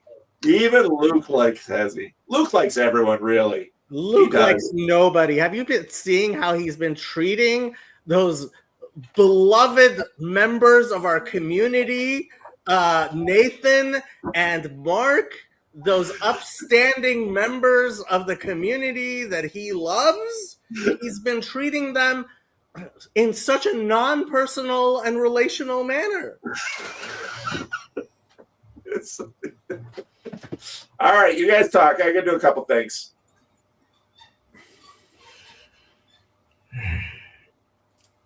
Okay, Fezzi doesn't speak. I hope it's horrible what's going on in Iran, and the silence is deafening.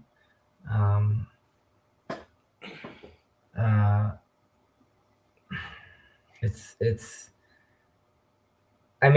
also illuminating. Also, we are again, I talk about how we're in the period of the berur, right, of the discernment. So you could see who your enemies are, who your real allies are, where the world stands on certain things. So it's fascinating to see these things all come out.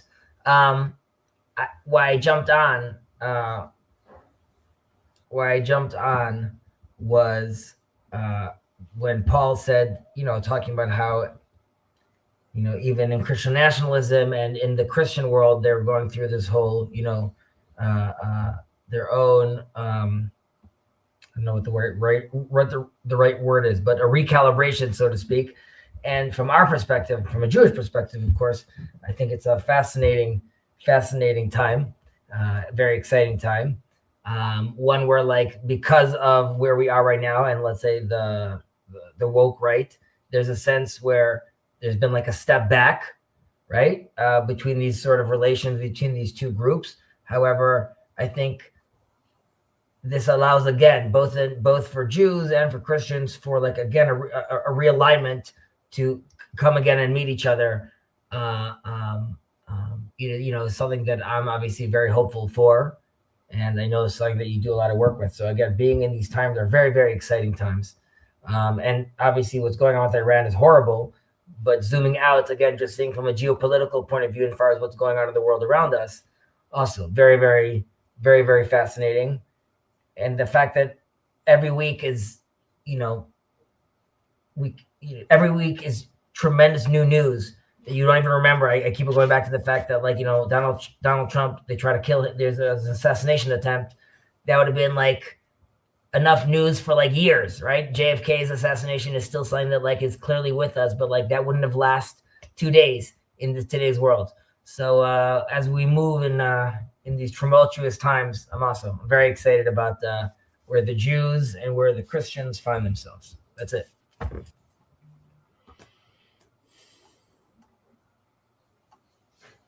Those are my I just want to promote tourism to Israel.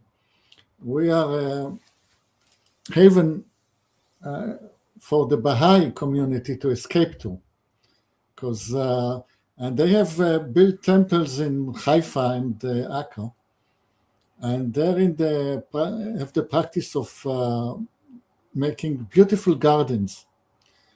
And we have a beautiful garden in Haifa. It just decorates the whole city, because Haifa has not much else to recommend. But that garden on the mountain slope in Haifa is something to behold. And if you want more, there is a nicer garden in Akko. You can also visit Akko, the Crusaded city. So just to correct you slightly, so Baha'u'llah did move to Israel, and he lived there, and the Bahai religion is centered in Haifa, where their Supreme Council members are and where their Supreme Council is. But for a Bahai person to live in the land of Israel requires special permission, and they are not allowed to visit for more than 10 days in a year. And I have Bahai family. One of my uncles wanted to come to the wedding of two different Jewish people in our family who live in Israel, and their weddings were 2 weeks apart. And so he asked for special permission to stay for both weddings, which was denied to him, right? So, and if you want to convert from to Baha'ism in Israel, you have to leave the country to convert. And if you want to go back to Israel and live as a Baha'i person, you need special permission, which I found hilarious. How do they know if you're a tourist for America and you come as a tourist for a month? No. It's a religious rule. It's not that they're enforcing it against people. It's that is their belief, and just for okay. The Baha'i do not allow themselves to come. Yes. Okay. It was It's not a government thing. Similarly, in Iran, if you want to go to college, you have to say on your college application if you're Muslim, Jewish, or Christian. And the Baha'is, since they refuse to mark any of those three, the religious ones can't go to college, which is why I have a cousin who teaches in an online school so that Baha'i people can get a college education in Iran. Now, there are people who obviously just say they're Muslim and go to college, but it's the faithful Baha'is who go to college online or leave the country to go to college because they don't want to misrepresent themselves as being a Muslim, Christian, or Jew.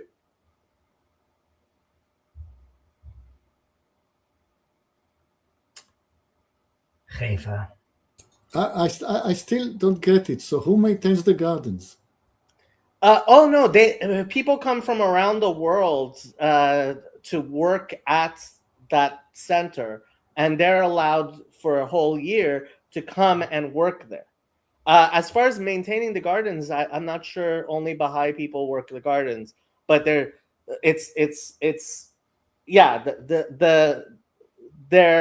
I think there's 6 or 7 members, or maybe 12, I forget, of their Supreme Council. They live in Haifa. But those are the members of the Supreme Council. What brought you in, Hezi? Why'd you want to jump in? Did you have a story for us? Is your mom allowed to listen to the shofar where you live? Of course. Wait, did you guys not hear me when I gave my whole thing? Was I like on mute?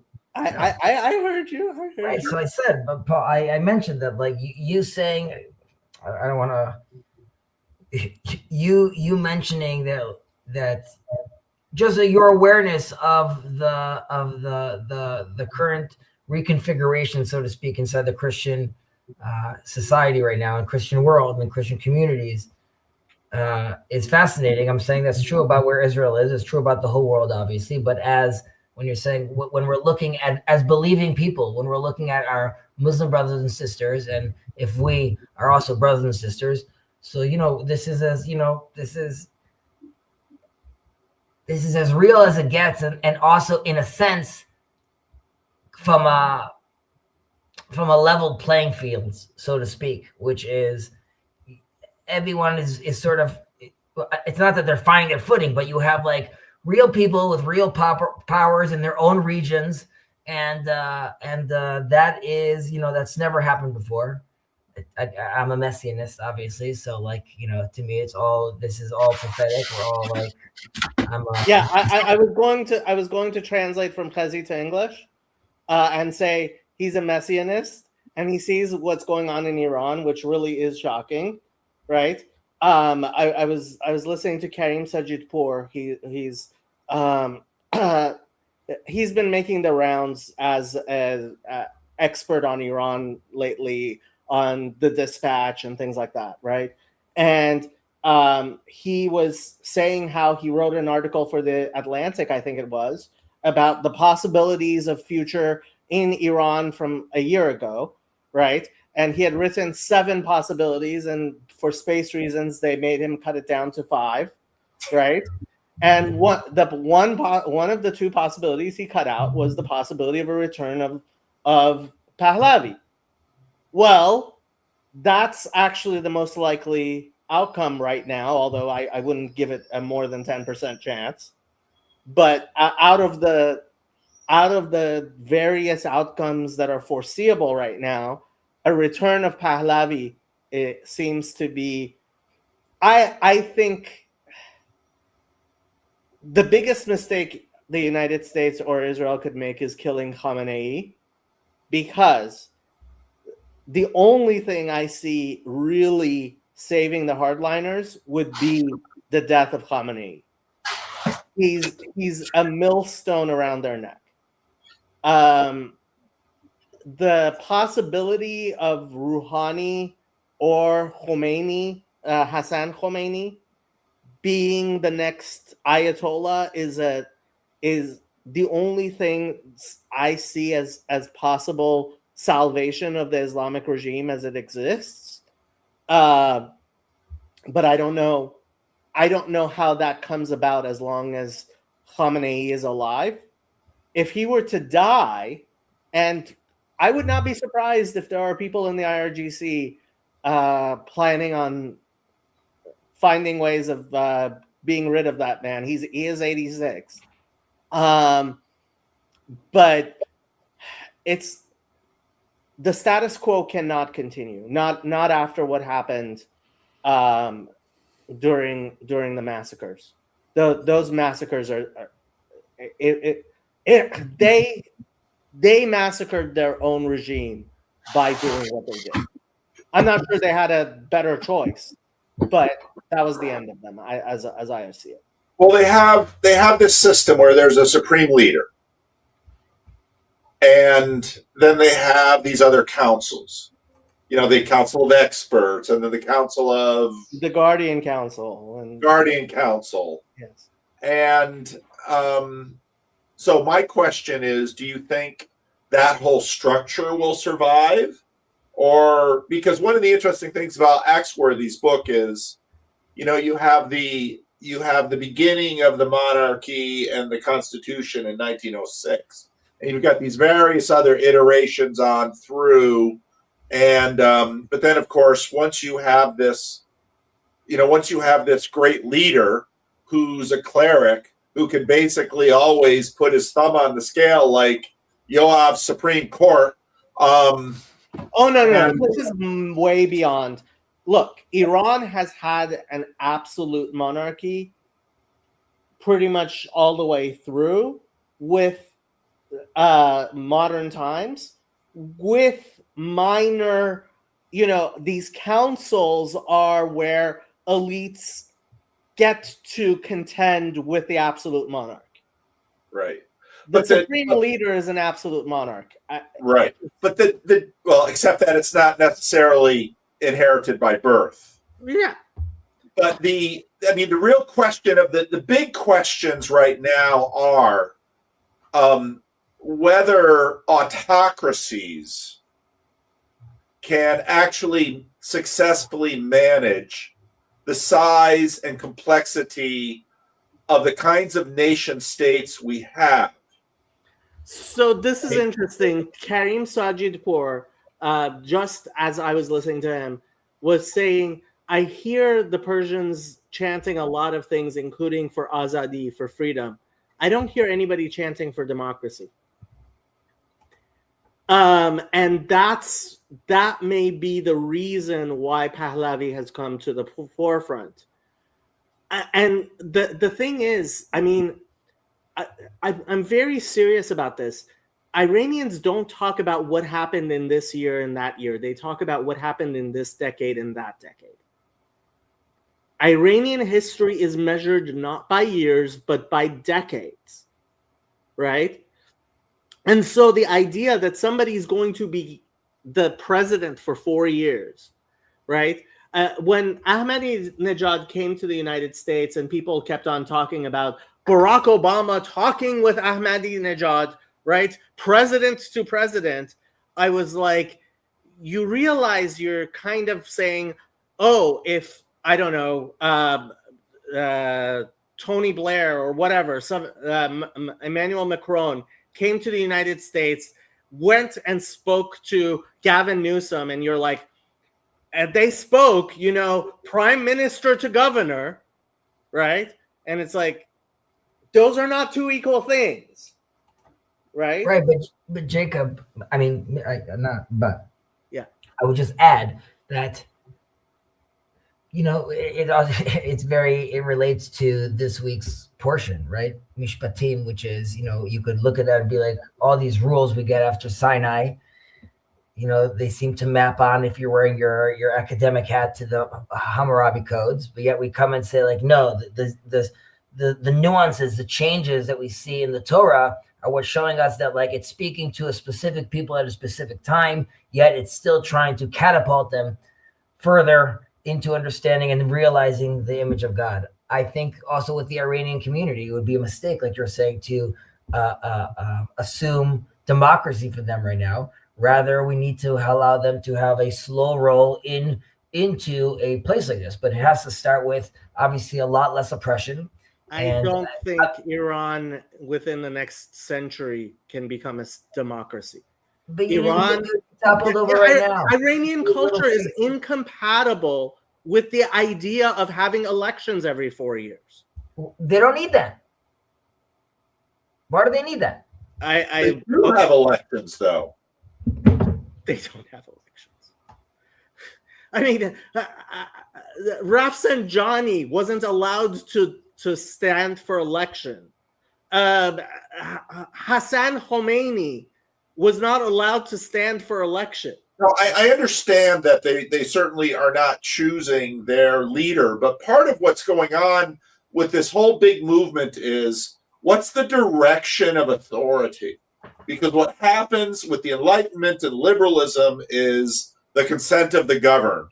Now, the consent of the governed can be expressed by an election, or it can be expressed by a revolution. Elections are a lot neater. Right. No. So there's definitely this bottom up, top down, where do these two things meet? And part of that is the fact that Iran is not as centralized as the government as anybody imagines, right? Iran is quite fragmented. Yes, Tehran is the capital, but that doesn't mean that when you're in one of the Shahristans, in one of the, if you're in Shiraz or Esfahan or whatever, that you're living in, it's much more of a confederacy. It really is. And so when there is levels of things percolating up, and yes, the fact, and I think media really did this. There's a reason why the tapes that Khomeini was sending into Iran, right, is a lot like Martin Luther's pamphlets, right? Because you had a largely illiterate thing, right? And I never listened to Khomeini much. I was listening to him recently, and he doesn't speak. So Farsi has two registers. There's what's called Farsi Adabi, which is the formal register, and then there's the vernacular, right? And I have a very hard time understanding formal Farsi, right? It's a different language, yeah. Right? And so he wasn't speaking Farsi Adabi. He was speaking to the people who don't read and don't understand, Farsi Adabi that well, right? And so, yes, there is an interplay, but that interplay does not have the same structure and fundamental roots that we imagine here in the United States. Right. Right? It is far, far more conservative.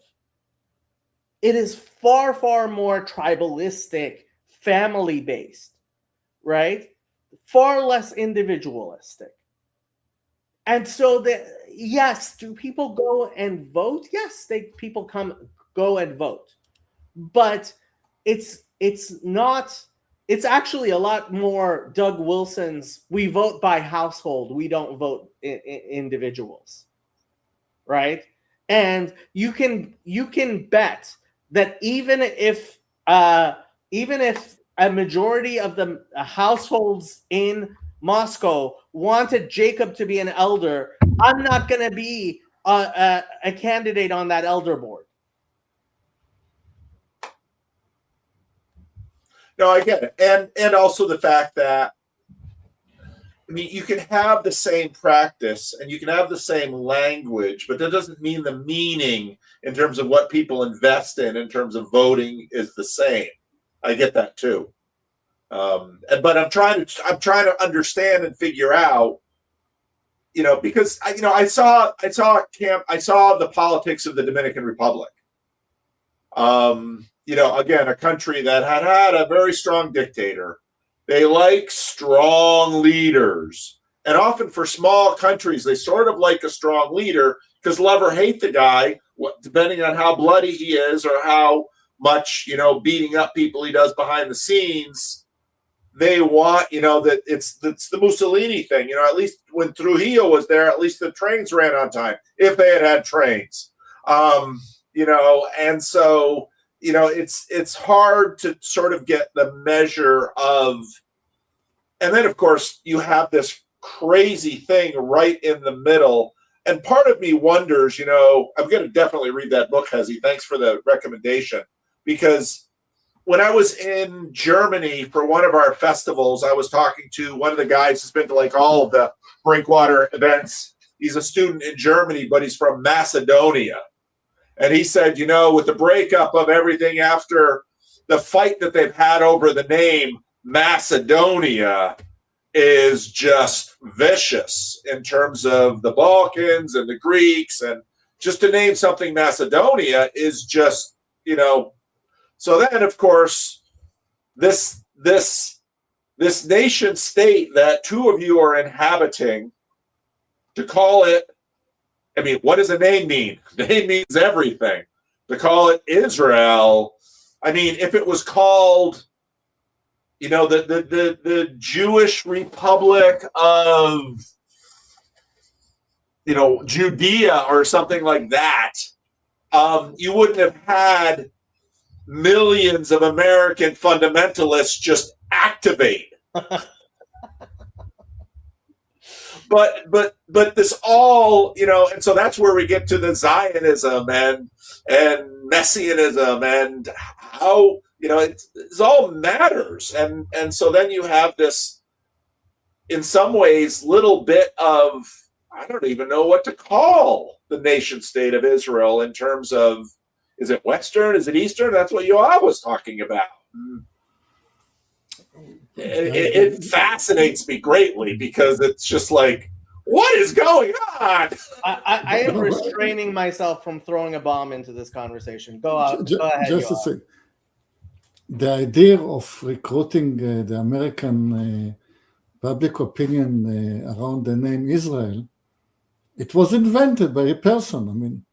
At some point, late 40s, somebody figured out how to do it. And there is a certain character, I don't remember his name, and he was of the far right resistant movement, resistant to the British. And he was stated in America trying to recruit support and money. And he's come with, he was the one that was the first to it. And you have it with you since. And he came to Israel in the course of the Altalena affair, our 1 week civil war. And he was arrested by the leftist majority immediately following the Altalena affair, just in order that he will not participate in the first election campaign, because he was a master of PR. And due to his arrest, that was one contributing reason for the left winning those first elections. So this is about the left and democracy. Just a comment. Again, the nation state of Israel this is an olive branch to Jacob. We'll see if he takes it. But this is... Don't make me throw that bomb. I have it ready. Someone could check me on this. I don't know if this is true, but the idea of the apocalypse, okay? The word apocalypse also potentially is also flirting with the idea in Hebrew is called klipa, which means like the outer shell. An apocalypse is to unveil, right? It's, you're seeing something that people associate with something horrible that's happening. However, now Jacob's checking it up right now, but I could be wrong. But the idea still stands. Which wow, kalupstein, it means to cover. Yeah, I did not know klipa came from Greek. Interesting. Now the klipa, the shell, the outer shell, is something that's it's a very, very deep idea in the Kabbalah. Kabbalah. Which I don't like that we call it Jewish mysticism, but for all intents and purposes, we'll call it that right now. And that idea is really that we are, we are really, the nation state is just a shell. I think the whole idea about the Bad Bunny song not being in English is all part of America's shell trying to like find itself right now and try to unveil itself as well. And you could see this, whether it's Russia, Ukraine, China, all these games that we're playing right now. Who are we? In whose name are we even playing these games? When you're talking about that there's sort of peace and I don't see it on the TV. Right now I'm seeing death, genocide claims, AI. Who's making these decisions for me? And as we realize that the more there's quote unquote deep state and games being played, now we also realize we don't have control either. So before I give up all my control, what is this identity of this person that's doing that, right? If I'm all in, if I'm America first, so to speak, what is that America? Or making America great again? What does that mean? I know that I'm a Hebrew. And I know that my nation currently is not speaking the language that we're supposed to be speaking. But the name Israel, right, I don't find that being a coincidence. And my olive branch to Jacob is what Jacob sees as the devil work, which is the state of Israel, the Zionistic state of Israel, right? I just see as like a shell that you're right, that we need to rip off to unveil what we could actually be. But that's true about our Christian brothers and sisters and our Muslim brothers and sisters. Everyone needs to step up right now and start like unveiling who they really, really are. And in this age of discernment, we moved from the year of the snake to the year of the horse. It's time to move forward. I can't believe it. We both agree that the Israeli state is from Klippa.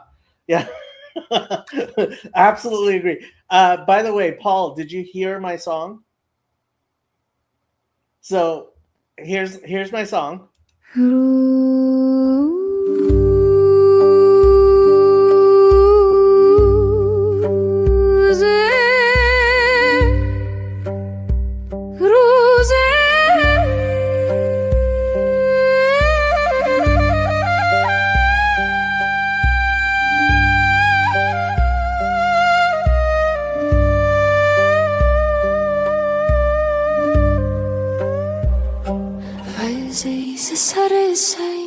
عقابی به هوا خواست آن در طلب تو مهپر و بال بیاراست بر راستی بال نظر کرد و چنین گفت امروز همه روی جهان زیر پر ماست بر بال عقاب آمد آن تیر جگردوز عذب مرو را به سوی خاک فرو کاست چون نیک نگاه کرد و پر خویش برو دید گفت تازه که نالیم که از ماست که بر ماست از ماست که بر ماست از ماست که بر ماست. So I sent this to my mom and dad, and my mom sent it to a friend of hers.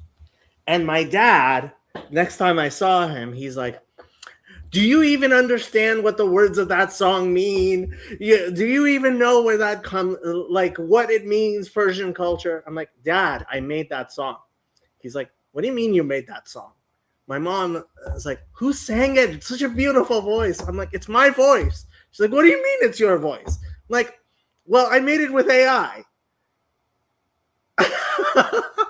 It's complete AI slop. The words come from a poem that's about 1,000 years old. And it's beautiful, frankly. I'm very proud of it. But yeah, it's AI. And like my dad's like, you don't even know, what do you know about Persian poetry and meter and rhyme and stuff? I'm like, Dad, I made this song. What is the song about? So the poem is about an eagle that's flying and looks and sees that the entire world is beneath its wings, and an arrow hits the eagle, and he starts falling to the ground, and he sees the arrow that it's fletched with feathers. And he says, who shall we claim? Who shall we complain to? For as most kebar most, it is from us that is upon us. Yeah, and like the Persians have a fatalistic. It's an ancient saying. The poem is one of the earliest recordings of it. It's from Nasser Khosrow from almost 1,000 years ago. But as most kebar most, it is from us that is upon us. Okay. I think we get to witness Jacob himself unveiling and showing more of his Persian self, which is also good. It's unfortunate that it takes war to bring us to a state where you have to feel rekindled and reconnected with that part of you. Not that you weren't connected with that, but Paul, tell us. So what's going to be? I'm just trying to learn. I've got so much to catch up on. It's the world is big, and I got going down this road because, of course, my friendship with Jacob, and Jacob's Persian story is interesting. And so that, of course, sort of leaned me to listen to what's going on with Iran in a different register. The rest is history. Did a very interesting little series on the revolution, and I started reading it, and I started to appreciate the fact that a number of people have noted that you have the French Revolution, the Russian Revolution, and then the Iranian Revolution. And I think many people in America wouldn't put those three together. They'd see the French Revolution and the Russian Revolution as, these are significant turnings. But I think deservedly so, the Iranian Revolution is in there because the Turkish Revolution should be there. Well, there are many revolutions that are important, but I think the Persian Revolution is a continuation of the Turkish Revolution. But go ahead. Yeah, but I think you're right, and they're in that sense they're all in alignment with each other. As into the American Revolution was, there's much more continuation in terms of the American Revolution than you see with these other revolutions. But these revolutions have everything to do with basically the conflict between heaven and earth, and how we understand sources of authority, and how that authority is mediated. And in many ways, it's connected, let's say, with the Protestant Reformation, because, of course, part of what comes out of the Protestant Reformation, that's a very messy history. You can have the Peace of Westphalia, where you have, the prince decides, the prince decides the religion of the people. But a lot of what comes up in the Protestant Reformation is this tension within Catholicism that had been in for a long time between sort of a conciliar, which you find in Acts 15, which I think you're right. This comes from the Jews when these early, what we would call today Christians, they hadn't called themselves that yet. Something's going on in Antioch. What do? Well, we'll send Barnabas, and Barnabas wants to take Paul of Tarsus. So let's go to Antioch, which is a city in the empire, a multi-ethnic city, and find out what this group is doing, because they're not from us, and they've picked up this Jesus thing on their own, and we want to know where we stand with respect to them. And so then they come, obviously, Paul and Barnabas spend a fair amount of time in Antioch, and then they come down, and Acts 15, Luke gives a report of what is called the Jerusalem Council. But even in that council, you can sense the tension between the leader, who would be Jesus' brother, versus the group of them. And so you've got James versus the group, and there's tension between. And in a sense, you don't get you don't get resolution until sort of the preeminent leader and the body of the group can kind of come together. And, you see this in the American system of government where you have this president, almost all systems have it, this president, but then you've got the legislative branch and the judicial branch, and they all have to work together. But now when we have, in the Enlightenment, we have this, this long period of tension between papal authority and, I did some videos on this work of Marcus Schera was dealing with it. His favorite book, which is a jurist, an American jurist, who goes back to the 11th century, in where you had, in a sense, the creation, at least in Latin Christendom, of the secular, where the papacy basically says, we're in charge of the spiritual, the king is in charge of the secular. And so that sets up this conversation that we've been having ever since.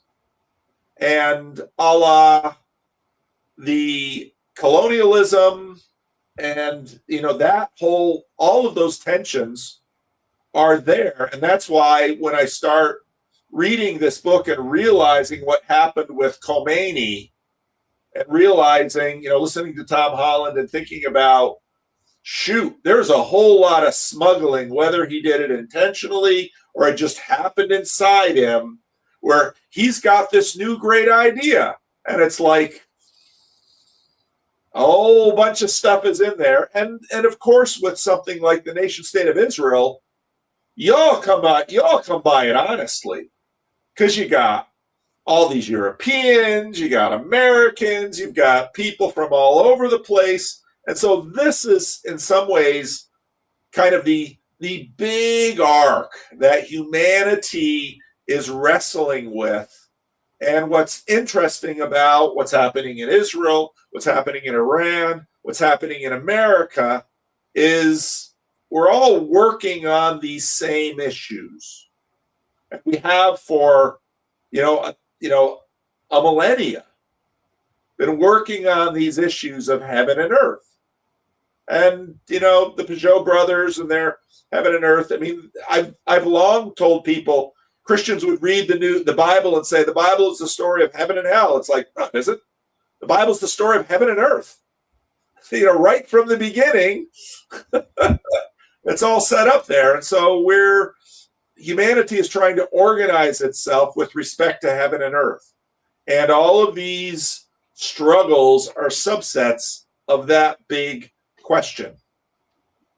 That's what I see. How now Luke is going to say you're a universalist. But 1 second. But first of all, there's in Hebrew this line called Ashreinu Matov Chelkenu, which will be translated to basically how fortunate we are to be blessed to even be living in this world, that we could even have these realizations and see. Again, this conversation is just, to me, is very obvious of the glory of God in that sense, which is that we could look back and see these things. So first of all, hallelujah. That's just so fantastic. And we really are living in amazing times. Like I've said in the past, we're very much in the place where billions and billions of people bend the knee and call out into God's name, which is just incredible. And to be fair, I see Yosef just jumped on right now as well. But there's a sense where Christianity, not a sense, but the way I see it, at least as an Orthodox Jew, the way Christianity really universalized grace. I'm forgetting the name of the historian, but really after and clearly coming from Jewish roots, but the idea of Christianity and the way it was able to manifest. And it's not just Constantine taking it on, which obviously had its huge effects. But I forget who the name of the historian is who talks about how when basically in Rome, like the gutters were like the sewage was like overflowing, which really comes to symbolize like how eventually there was a complete breakdown of society. Who was there to take care of all those bodies, to bury them? It was the Christians. And the Christians really, what Jews at the very time, at their time, was really speaking inwards due to necessity. The Christians really took that idea and ran with it. And that is also amazing, which we've spoken about often. So coming back to the stage, even talking about like, again, like authority and you know, and how it's done, which is why it's exciting also what's happening in Iran. It doesn't have to be we don't have to run to the democracy. We have to also allow to see, we have to really think how we help that, right? So it's not like Jacob's saying, is it like assassinating Khomeini? Is it just attacking and stepping back? And nevertheless, we're seeing, you know, you're seeing this tremendous amount of death again. And like, yet the world has nothing to say, which is also crazy. Which I think the Jews are mistaken in. We should have, I mean, maybe for geopolitical reasons we don't, but we should be as loud as possible about this and how horrible this is and what's happening to our Persian brothers and sisters in that in that vein. But when you were saying, Paul, again, was resonating to me about only now, you know, all these societies are really trying to figure these things out together. There's a part of it that we have to go back to families at the end of the day. It's through the families of the earth will be blessed through you. And that is my, you know, my constant claim about Judaism is what our, and even flirting with the idea of Noah, being Noahide as a placeholder, which is there's a sense that we could be doing this together. Right now, you could be like, great. Muslims are saying submit, and Christians are saying, be saved, and Jews are saying do your thing. But like again, the idea is that we got to be doing this together, and it should be clear that we need to be going back to religion, right? That's going back to religion. It's going back to our identities, who we are as Christians, Jews, and Muslims, coming from the same root. That's the question. Ultimately, it's not. It's a way of life, less so about a religion, but. I don't know. I find even your ruminations are inspiring, but here Yosef comes to tell us, guys, you know, it's not really that simple. You see, in the 50s, you have to really be careful about what we're saying. First of all, before we go anywhere, we need an update. Dissertation. Are we any closer? Closer, yeah. I've been working on it. I've been working on it a lot. I'm trying to finish the semester. We'll see if it can happen. You've been hearing that for 17 years. All right, Yosef. Tell us how we were wrong, the nuances we weren't aware of. I was late. I didn't get the bat signal, so I tried to catch up a little bit here and there, but I'm late to the convo. I'll listen for now. We'll see. So Paul wanted to know more about Yoav, and I think to understand Yoav better, you have to understand that Yoav agrees with Jordan Peterson that there's no such thing as an atheist. Atheists don't exist. They may think they exist, but they're like Luke, people who say silly things they don't actually live with. I believe there's atheists, but I believe that in God's good graces, that is a shield that allows them to ask questions to allow them to get to a deeper understanding and to see God and not necessarily, the man in the sky. And to be able to go into that, as little kids, we're all idol worshipers, right? Like this toy is this, and this is this, and this is my father. And as we get to adulthood, we become these little philosophers that start asking questions. And hopefully we could we could fuse between two of those ideas and come out of a place where we could, I always go to this line from the Talmud, which is he who rejects idol worship is a Jew, right? So I think an atheist is basically there. Exactly. We all are working on it. So look at that. I didn't know that. I see. That's cool. Yes, Luke actually listens to you. Right. So, but put away my messianism. I think Israel because, your interest in it, Paul, because it's sort of, there's laboratory conditions in a certain sense, even though you could say like extreme conditions with all, the turmoil it goes through, yet because it's this 3,000-year-old people that still have managed to keep this idea relatively, this certain identity intact, even though they're fighting about this identity, right? Like when everyone's, and I'll say that obviously pushes on the anti-Semitic nerve, but like there's an expectation. And I think a light onto the nations is sort of supposed to be like, again, not in any way better, but just leading a path and showing to it, there's no stones over here, rocks over here, move this way like a lighthouse, which is salvation, which is just a fantastic life. And we need to be able to model. I wrote over here a line, from the French over here, which spoke to us about liberty, equality, and fraternity, right? So liberty, we try with the West, and equality, we try with the Russians. I mean, the communists tried that. Fraternity, we didn't try it. And I think that's the last battle, whether it's in the right or the left in the States or what's going on in other political places, definitely in Israel. Only when we come together can we build a temple. Only can we come together can we stop wars. And that sounds like a cliche, but in some ways we're so close to that. If you zoom out, you think about ideas of like affirmative action and Greta Thunberg and all these things, you're like, oh, you're so close. You're pushing, you want, you're this, everyone's crying about the famine, and on the other hand, once you zoom in, you obviously see the amount of corruptions and you see the issues going on over there. I choose as a chronic optimist to believe we gotta have a vision. And this, why Jacob gets a little upset at me, like when I have this pin of the temple, is because I'm not saying I want to build the temple right now. I'm saying I have a vision, which is that is the vision. And that's a place of prayer for all nations. We could have 1,001 other discussions what that means. But my vision is that in the end of the day. And I think that there's a lot of people walking out there, which they say, America, make America great again. What does that mean? Right? And it's a fair question to ask. What is America? I know as a Hebrew, I want a temple. That's what I want. And I know that could be scary for a lot of people. And that doesn't mean we have to get away from democracy. But the only way I think you can move forward is if you recognize who you are, right? Know where you come from. And I'm a Levite.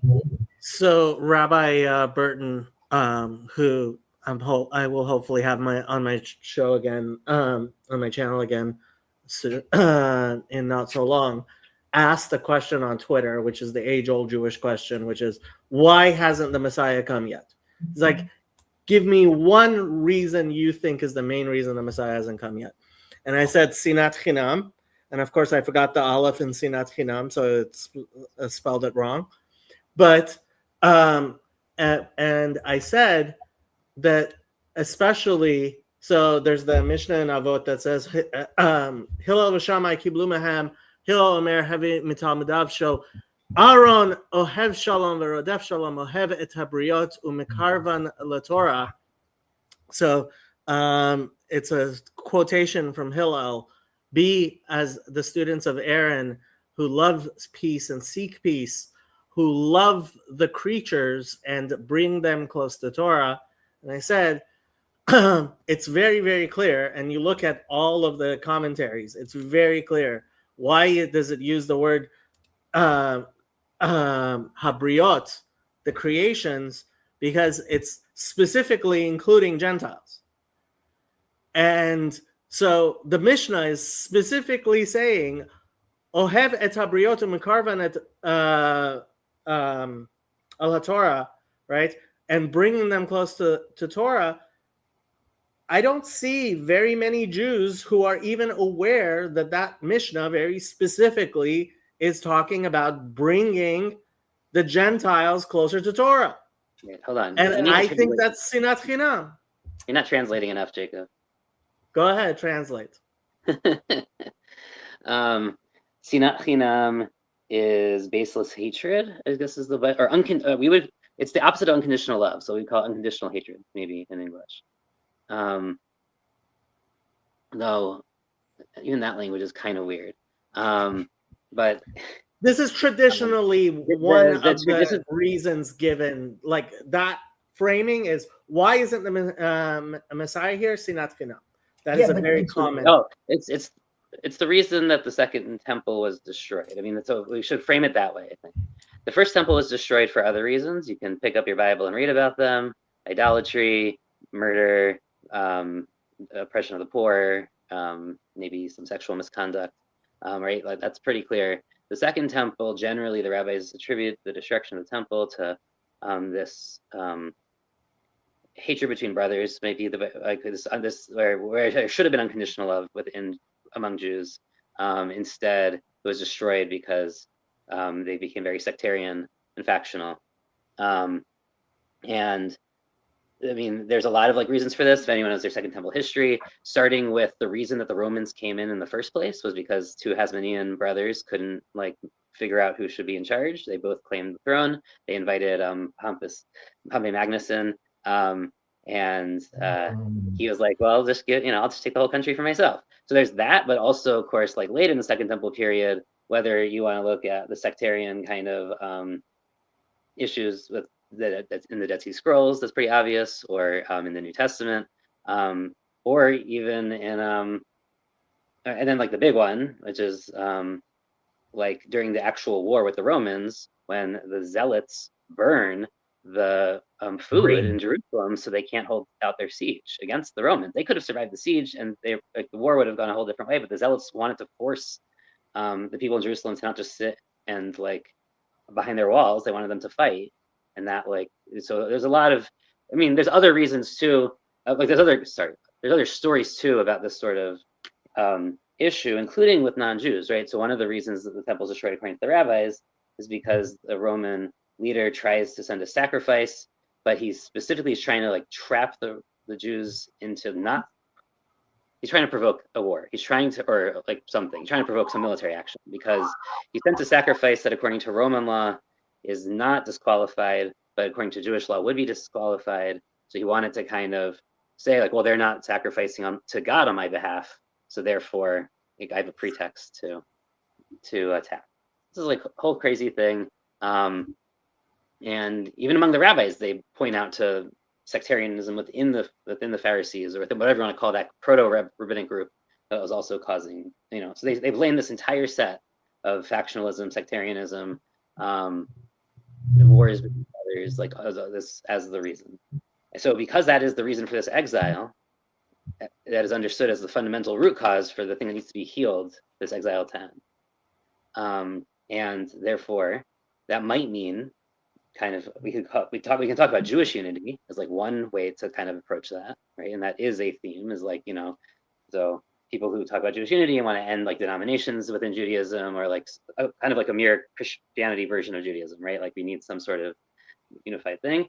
There's also another version of that which is much broader, that includes non-Jews, right? So that's not just this vision of Jewish unity, but unity of the Jewish world and the non-Jewish world, which feeds into the Noahide vision, which feeds into Jacob's point about the other thing he didn't translate. So you have to translate the whole phrase, right? So it's Ohevet Habriot. So someone who loves all creatures of creation, basically, which they understand. Why does it not say? What he was saying was, why does it not say is only someone who loves all Jews? That would have been a kind of obvious thing, because they were talking about bringing them people to Torah. That's not what it says. It says someone who loves all creatures. Now we can talk about that, yes, it seems to include non-Jews. Is it beyond humans? It's a whole other discussion. Is it bringing? And it's not teaching Torah. It's another thing, right? It's bringing people closer to Torah, which is also a whole other thing we could discuss. But anyway, okay, translated. But the commentators are unanimous that yes, that minimally includes non-Jews. But how fortunate we are that's happening. More and more rabbis and more leaders and more Jewish communities are having those kind of conversations, whether it's going all the way back to Rabbi Soloveitchik. Forget Rabbi Soloveitchik, go all the way back to the Meiri. But even now, this right now is miraculous that Yosef and I and Jacob and Yov are all here talking to PVK. He's speaking to us. There's people in the comments over here. This cross-pollination was never heard of. And the fact that we do it with love and kindness and creating space for ourselves, the whole idea of the brave space, but also being being genuine and the whole idea of star manning and really, really trying to make a space for each other, to me, that's fraternity. That's showing the master of the universe that we're trying, that we're doing, that we're like, how else are you supposed to do that? Now, the healthiest way to do that is if we actually know who we are. So if we know who we are honestly, we could probably have the conversation even more honestly. But Jacob, you have to be patient then with Luke, for example, because there's a lot of ideas out there. He's trying to figure things out for his own self. And if this is his journey to get closer to the master of the universe, who are we to judge at this point? Like, hold on, who here has actually seen Luke in real life more than once and been to his basement and drank matcha where he does his thing? I love Luke. I just wish his mouth was more congruent with his actions. Speaking of, oh, sorry. Yeah. There is no dispute in Israel about the history that Yosef just described. Whether you receive it from the rabbis or you receive it from the Roman historians, this is undoubtedly what happened at the destruction of the Second Temple. And even though that everybody in Israel is aware of this history and the implication of this history, we still cannot hold ourselves from infighting. And the reason that the state of Israel was erected is that by 1935, the leader of the left majority and the leader of the right minority have met in the hotel room of Israel's most renowned industrialist, and they shook hands on at least not shooting each other. And then they brought this decision to their politbureaus. The right affirmed the resolution because they were less democratic. So whatever the leader agreed, they agreed. The left voted against it under the leader's objection of Golda Meir. And they started shooting each other in the 40s. But then, as the consequences of the Holocaust were revealed, they had absolutely no choice but to shake hands again. And by 48, the dissident right-wing organization were dismantled. And the left has dismantled the Palmach, which was their revolutionary guards. And the Israeli army was erected as one unit. And this is why we exist. And there is still some hope that we can achieve some unity someday, somehow, against human nature. And certainly, I am not willing to entertain any thought of any difference between me and Chezi or between me and Jacob. I'm just not willing to entertain any stray thought of any difference between us. And what happens, happens. If a temple descends from heaven because of that, let it. I mean, but that's the last miracle. I mean, is it not also what we look for to be able to move forward together, to do things together, even to deal with the challenge of AI and alignment, not the technical term of alignment, but even alignment with ourselves, how we even want to deal with such an idea? That could only happen if someone could model what it looks like. I mean, we're looking for leadership, obviously, but even as a country, as a nation, can you do this? Can you get together? Can you move a boat like this? I mean, there were times, right, which is why the idea of America and the founding fathers, like what's so amazing about that idea, which is like, they did it. The fact that after the Civil War, that as bloody as it was, they managed to work together, is divine in its own right. But Yosef, sorry, you wanted to say something earlier.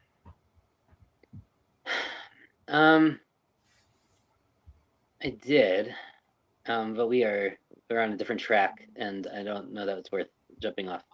On this track, I might say that one of the things that really happens, we can think about this to the point of like different forms of unity and like, after the destruction of the temple, and we can talk about like exactly when New Testament books are written and when things happen and whether, how accurate they are. But essentially, I think the broad strokes outline is that Christianity orients to unify some group of Jews with Gentiles whenever the Great Commission sort of, or whatever happens and they go to the nations, and like they take on that orientation. Whereas the rabbis, who essentially become the leaders after the Second Temple period because the other sects collapse, because the Qumran and the Sadducees and other parts of the Pharisees and the militant Pharisees to some degree, like they collapse, and there's a bit of a big tent thing going on, but essentially they become the unified framework for everyone except for the Christians, essentially. And there's, and some like kind of Gnostic-y whatever groups, but the people that form the Jewish identity after the temple are those who are able to kind of overcome the sectarianism. And what we are left with among Jews, right? So they solve the Jewish unity problem to some degree, not perfectly, and the Samaritans are their whole, like, we can talk about the groups that didn't get into that big tent. There were groups, obviously, that didn't. But they're the ones, for them, what they're trying to solve is the Jewish unity thing that destroyed the temple, which is a different problem that Christianity is trying to solve, which is Jewish unity with non-Jews to some degree, which becomes a far smaller focus. Though, as to to Sam Tideman's most recent video on Gregory of Nazianzus, I don't know however his name is pronounced, he comes from a family of Noahides. His dad was a Hypsisterian, which is a person who follows a minimum of some Jewish law, including a limited version of food laws and a limited version of Shabbat, and does not worship idols and only has one God and does not accept the Trinity, right? Like, there were until the 4th century, right? This is pretty late into the end of the 4th century. Like, and these groups like did exist, and they were not Christian, and they were more associated with kind of the rabbinic Judaism side. So we can't say that wasn't around either. But for the most part, the focus of the rabbis, from what the extent things that we have, the text that we have, seems to be on Jewish unity. And the Christians have a very different goal. And then essentially the Christians, after they abandon trying to be unified with the Jews, and they're not getting as many converts from the Jews, and they mostly concentrate on Gentile conversion, then have to work on their own what's Christian unity look like, and that eventually leads, of course, to Nicaea and Alexandria, and all the councils of the 3rd and 4th, the 4th and 5th century, right? And now we're in like those unity phases, and they become inwardly focused on what's unity for us, and it's not about unity with the Jews anymore, that's for sure. In fact, it's everything we can do to exclude the Jews, because that's the first issue in the Council of Nicaea, specifically decoupling themselves from the Jewish calendar. We no longer want to be dependent on the rabbinic calendar for the dates of Passover, right? That is the quaternary, controversy of the dating of Passover. So, but yeah, I think that this is kind of the perennial debate, right? On what frames are you trying to unify with? Who's the story? Like, who's within your story? Who's outside the bound?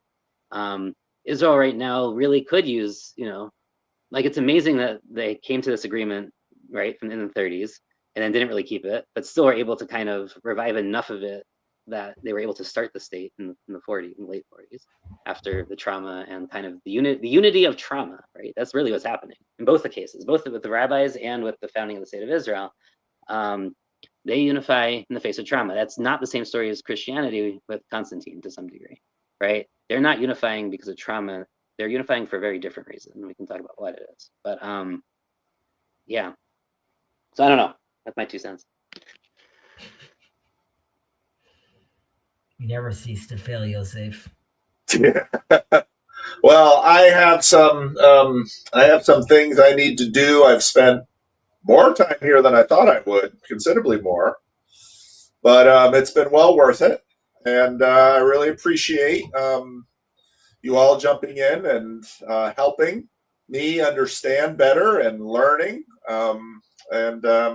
Yeah, Jacob's Corner continues to be a place where good things can happen. So. Thank you, Paul. Onwards and upwards. Thanks for jumping on. All right, we'll see you guys later.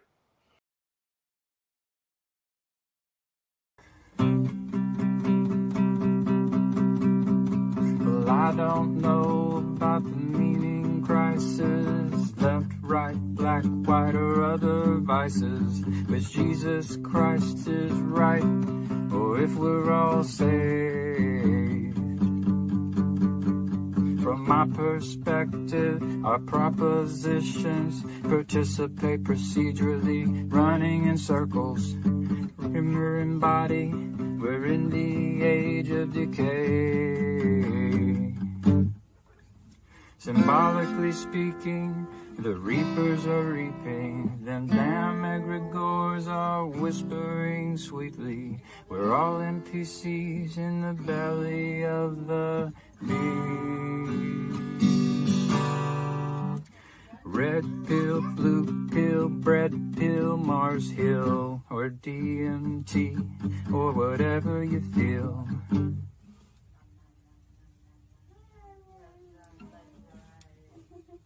Got one and number two, it's all the same damn thing.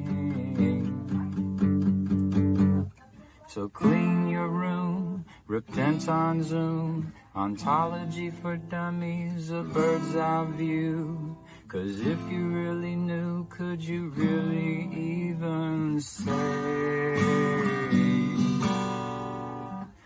Totally depraved, all totally saved, a total disposition from the bed we all made. Or is it the elect, or are we just insane?